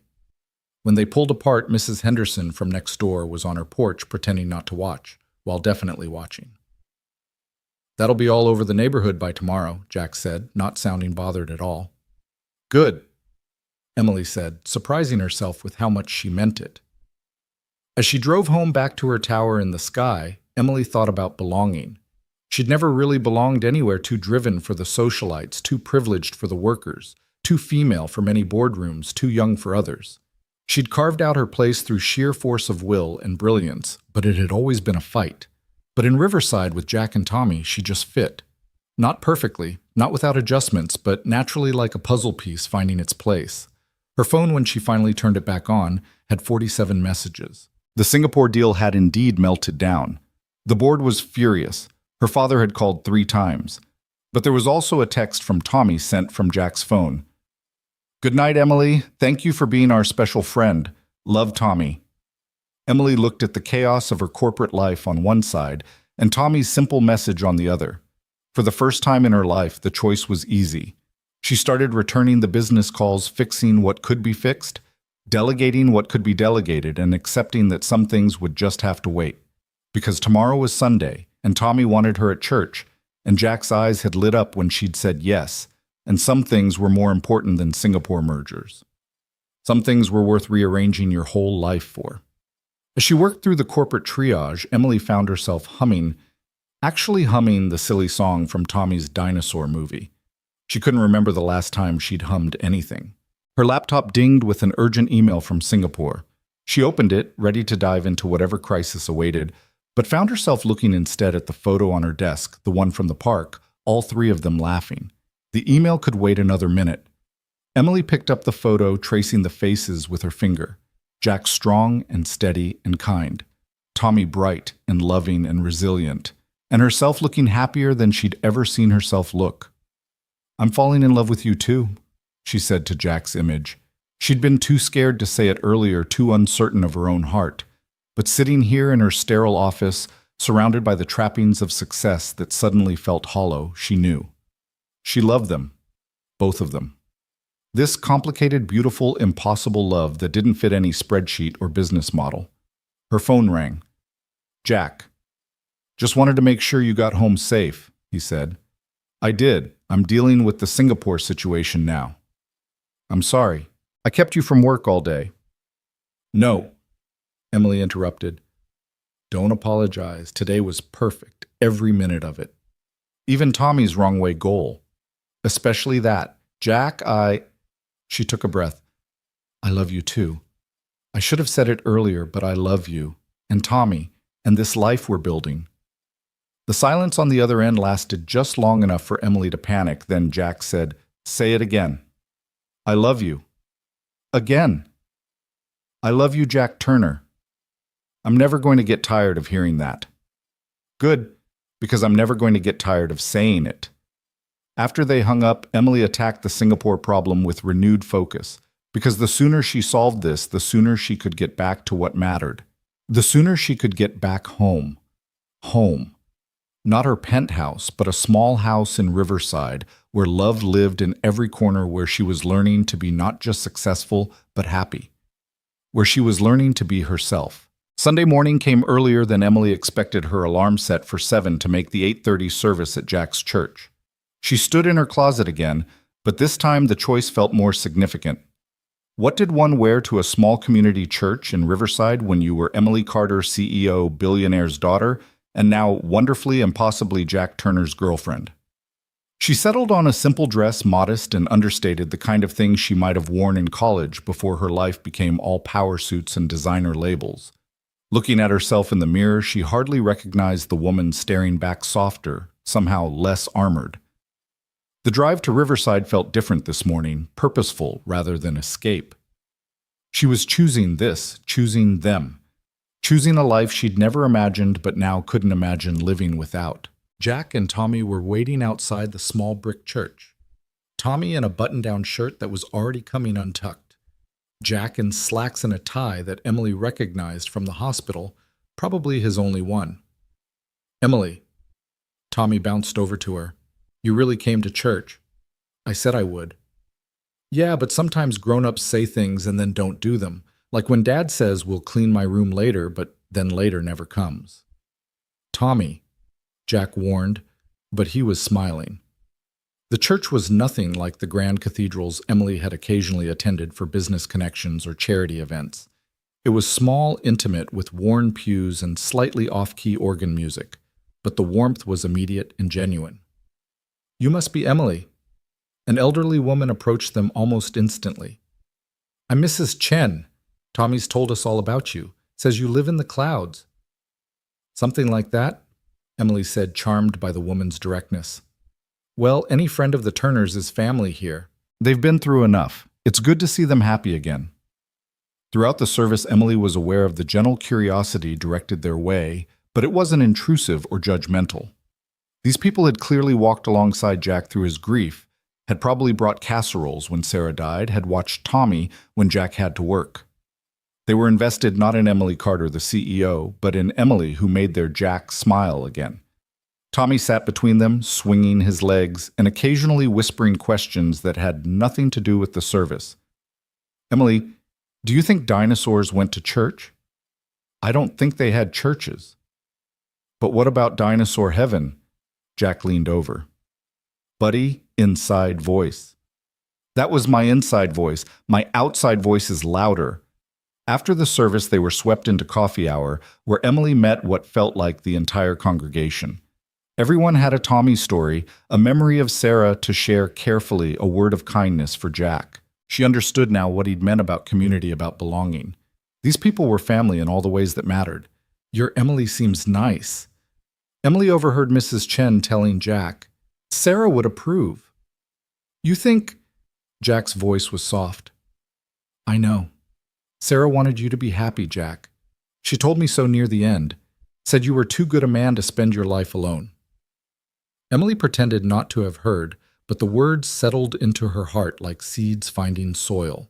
They went to lunch at what Tommy declared was the best pancake place in the whole world, a claim that seemed supported by the line out the door. While they waited, Tommy regaled Emily with his plans for summer vacation, which started in just 2 weeks. "Dad says maybe we can go camping." "Have you ever been camping, Emily?" "No, I haven't."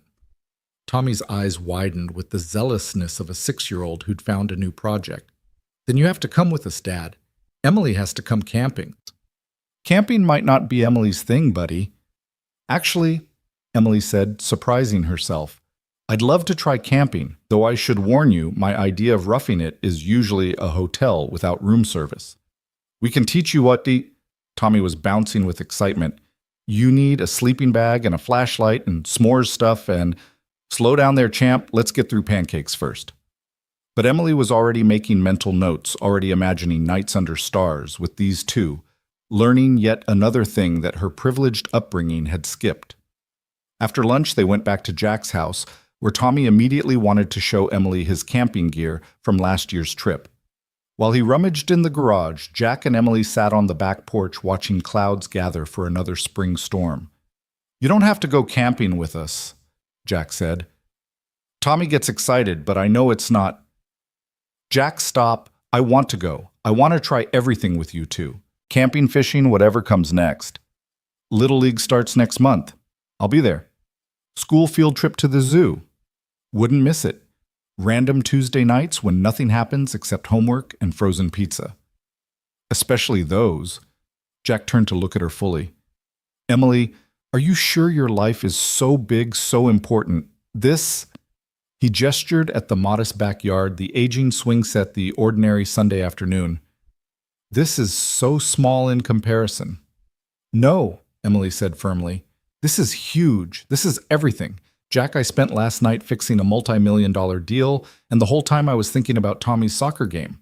The deal will be forgotten in a month, but Tommy scoring his first goal even in the wrong direction, that matters. That's real." Before Jack could respond, Tommy burst onto the porch, dragging a sleeping bag. "Found it.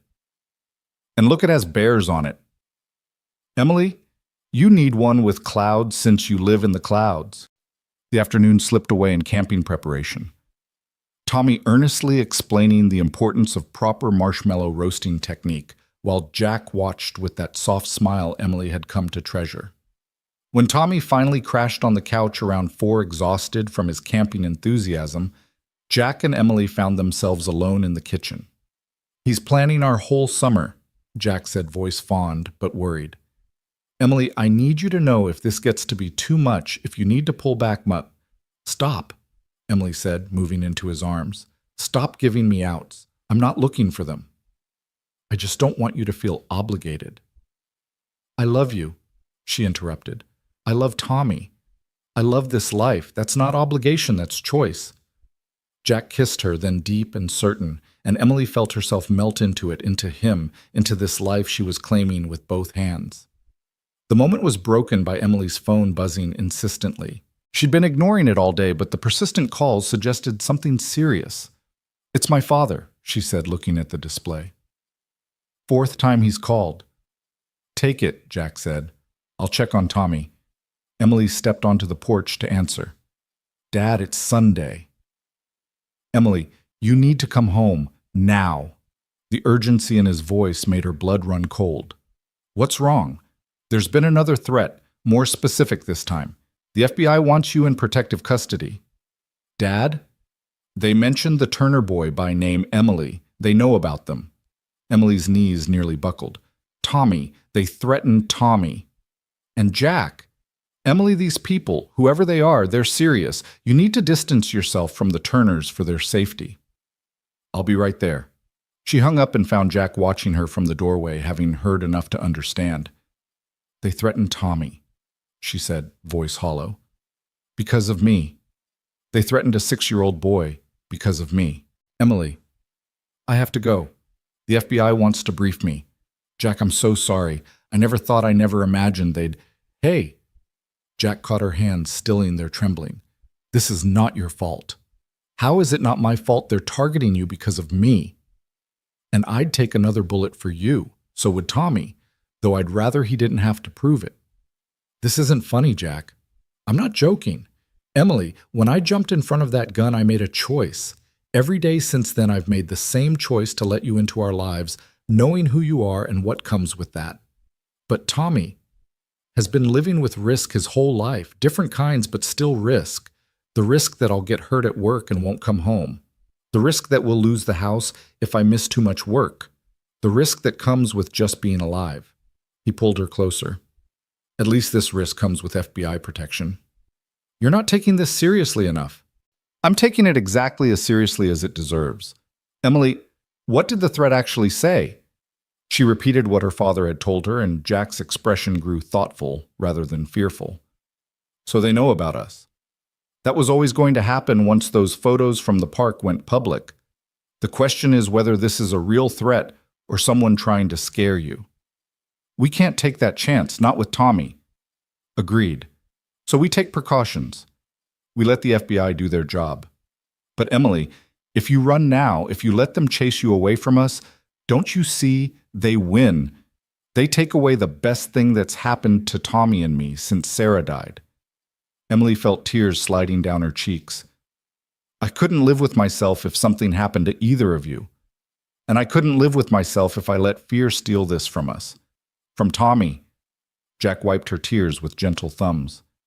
Stay, fight, let us stand with you this time. Jack. Dad. Tommy's sleepy voice interrupted them. He stood in the doorway, rubbing his eyes. Why is Emily crying? Emily quickly wiped her face. Just some work stuff, sweetheart. Tommy walked over and wrapped his arms around her waist. It's okay. Dad says sometimes work makes people sad, but then you come home and home makes it better. The simple wisdom of it broke Emily's heart. You're right. Home does make it better. So you're staying for dinner? Emily looked at Jack over Tommy's head. He nodded slightly, decision made. I have to go handle something, but I'll be back for dinner. Is that okay? Promise? Promise. The drive to her father's office was tense, Peterson following closer than usual, another security car ahead of them. The FBI was waiting, Director Mitchell and 2 other agents Emily didn't recognize. Miss Carter, we need to discuss relocating you to a safe house, Mitchell began without preamble. No. Ms. Carter, I'll accept increased security. I'll vary my routines, take whatever precautions you recommend, but I'm not going into hiding. The Turner family will also have protection, Emily said firmly. Whatever it costs, whatever it takes. They have security on them at all times.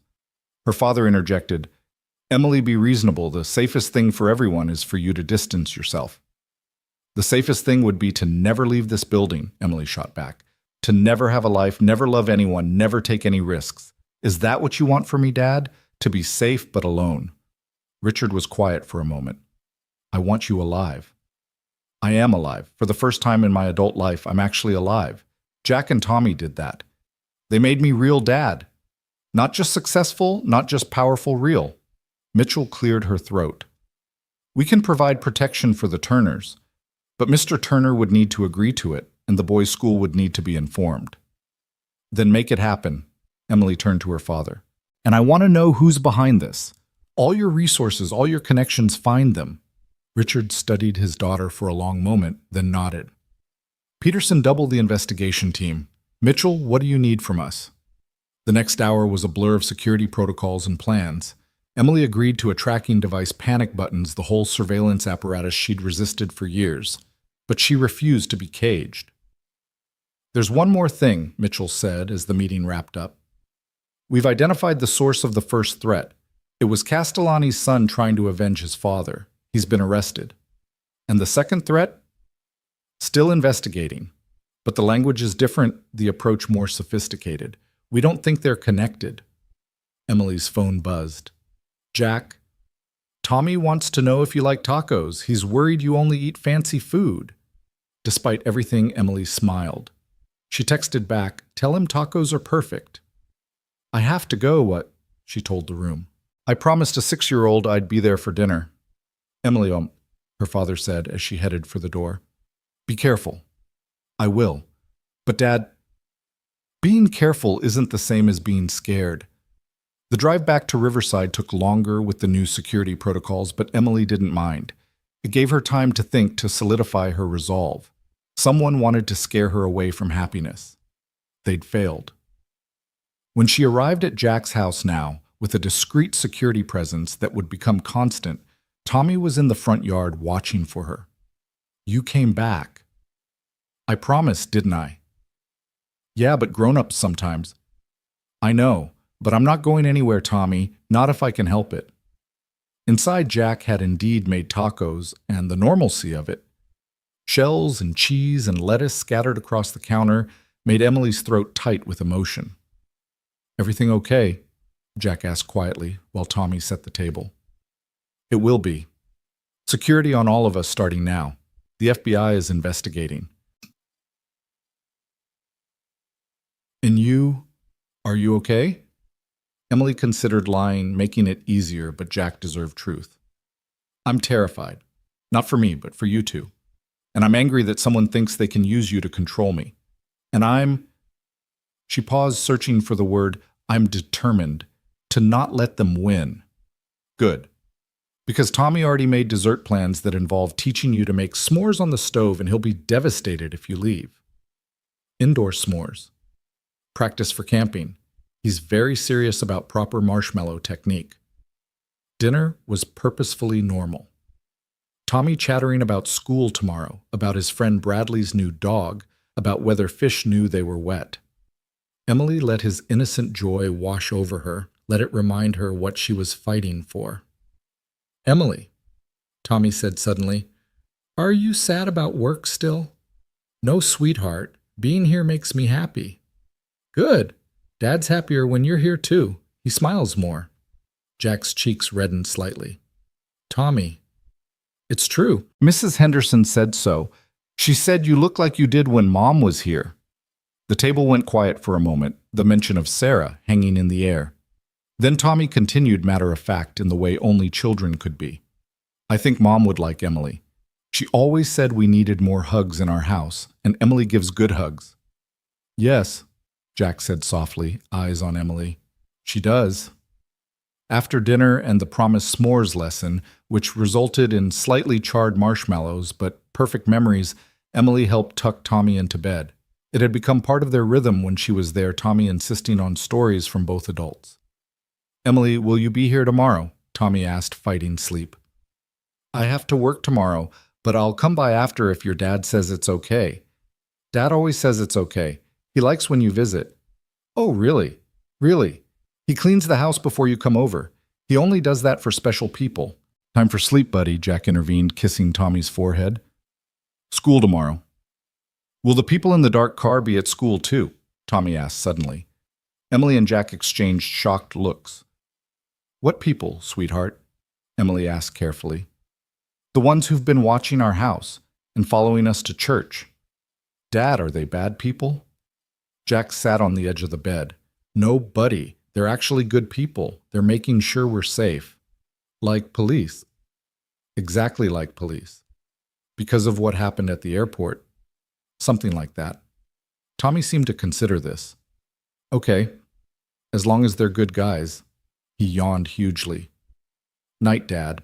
Night, Emily. Outside Tommy's room, Emily slumped against the wall. He knows. 6 years old, and he's already noticed the security. Kids notice everything, Jack said, but he's not scared. That's what matters. How are you so calm about this? Because being scared doesn't help. And because I meant what I said, this is worth the risk. They stood in the hallway of Jack's modest house, security lurking outside, threats hanging over them, and Emily made a decision. I want to hire you, she said suddenly.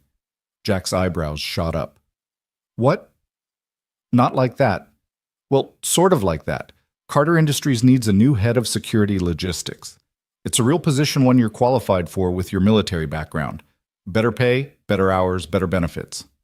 Emily, before you say no, hear me out. This isn't charity. This is me being practical. If we're going to make this work long term, we need to be in the same world at least partially. You working at the airport, me in the corporate tower, it's not sustainable. You want me to work for your company? I want you to work with me. Different departments, but same building, same world, same schedule mostly. Tommy could go to the corporate daycare. It's one of the best in the city. Jack was quiet for a long moment. People would talk, say I was sleeping my way to success. Let them. We both know the truth. Tommy loves his school, his friends. So he stays there. The commute's not that much worse from downtown than from the airport.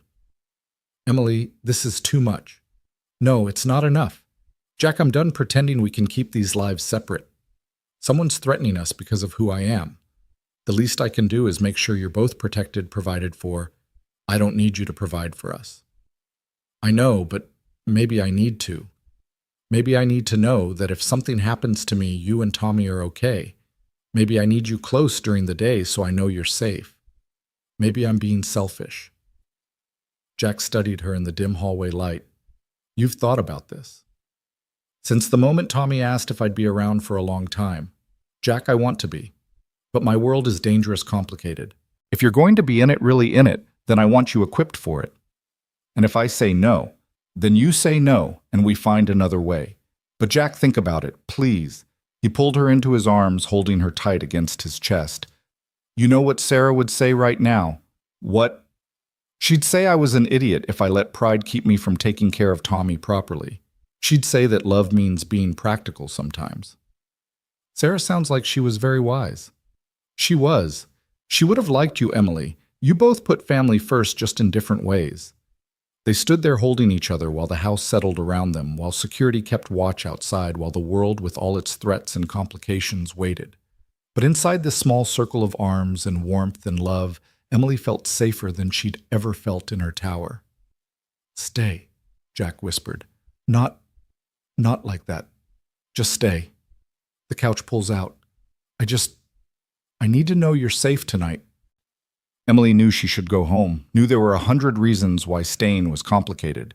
But Tommy was upstairs sleeping peacefully, and Jack's arms were around her, and sometimes the heart's logic was the only one that mattered. Okay, she whispered back. I'll stay. They made up the pull-out couch together, domestic in its simplicity, intimate in its trust. Jack found her an old t-shirt and sweatpants to sleep in, and Emily thought she'd never worn anything more precious than Jack Turner's decade-old Marine shirt. I'll be right upstairs if you need anything, Jack said, hesitating at the stairs. Jack, thank you for not running, for not letting me run. Emily, you saved us first. That day you came for dinner when you chose to see us, really see us, you saved us from disappearing into grief. This is just returning the favor. After he went upstairs, Emily lay on the pull-out couch in the dark living room, city girl out of place, but perfectly at home. She could hear the house breathing around her, the settle of old wood, the hum of the refrigerator, the distant sound of Tommy turning over in his sleep. Her phone lit up with messages, the board wanting answers, her father wanting updates, the whole mechanism of her other life demanding attention. But Emily turned the phone face down and closed her eyes. Tomorrow, she'd return to her tower, fight her battles, run her empire. But tonight, she was just Emily sleeping in her boyfriend's living room, protected not by money or power, but by love and choice, and the simple courage of ordinary people doing extraordinary things for each other. Somewhere outside, security kept watch. Somewhere in the city, people plotted and threatened. But here in this small house in Riverside, love stood guard. And that Emily thought as sleep finally claimed her was the strongest protection of all. She woke once during the night to find a small figure standing beside the couch. "Tommy, you okay, sweetheart? I had a weird dream. Can I sit with you for a minute?" Emily scooted over, making room for him on the pullout. Tommy curled into her side, small and warm and trusting. "Want to tell me about the dream?" There were dinosaurs, but they were wearing ties like Dad's, and they had to go to meetings. Emily stifled a laugh. "That does sound weird." "Emily, are you going to marry my dad?" The question, innocent and direct, made Emily's heart skip. "I don't know, sweetheart. Would that be okay with you if I did?" "Yeah, then you'd be my Emily forever." "I'm already your Emily. But if you married Dad, you'd have to be. It would be a rule." 6-year-old logic perfect in its simplicity. Emily pressed a kiss to his hair. "Then maybe someday." "Good." Tommy yawned. "I should go back to bed. School tomorrow." "Good idea." He padded back upstairs but paused at the landing. "Emily, I love you." "I love you too, Tommy. I'm glad the bad guys at the airport didn't get you." "Me too, sweetheart. Me too." As silence returned to the house, Emily thought about the strange journey that had brought her here from the airport floor, covered in Jack's blood, to this pull-out couch that squeaked with every movement. From Emily Carter, untouchable CEO, to just Emily, who was learning to make s'mores and judge 6-year-old soccer. Her phone buzzed again. This time it was a message from an unknown number. "You can't protect them forever." Emily's blood chilled, but then she heard Jack moving upstairs, checking on Tommy being a father even in sleep. She thought about Tommy's innocent trust, his certainty that good guys would keep them safe. She forwarded the message to Director Mitchell, then typed a response to the unknown sender, "Watch me." Because Emily Carter had built an empire from ambition and intelligence. She'd negotiated with titans of industry and won. She'd survived an assassination attempt and turned it into love, protecting the two people who'd taught her what life was actually for. That wasn't just possible. That was everything.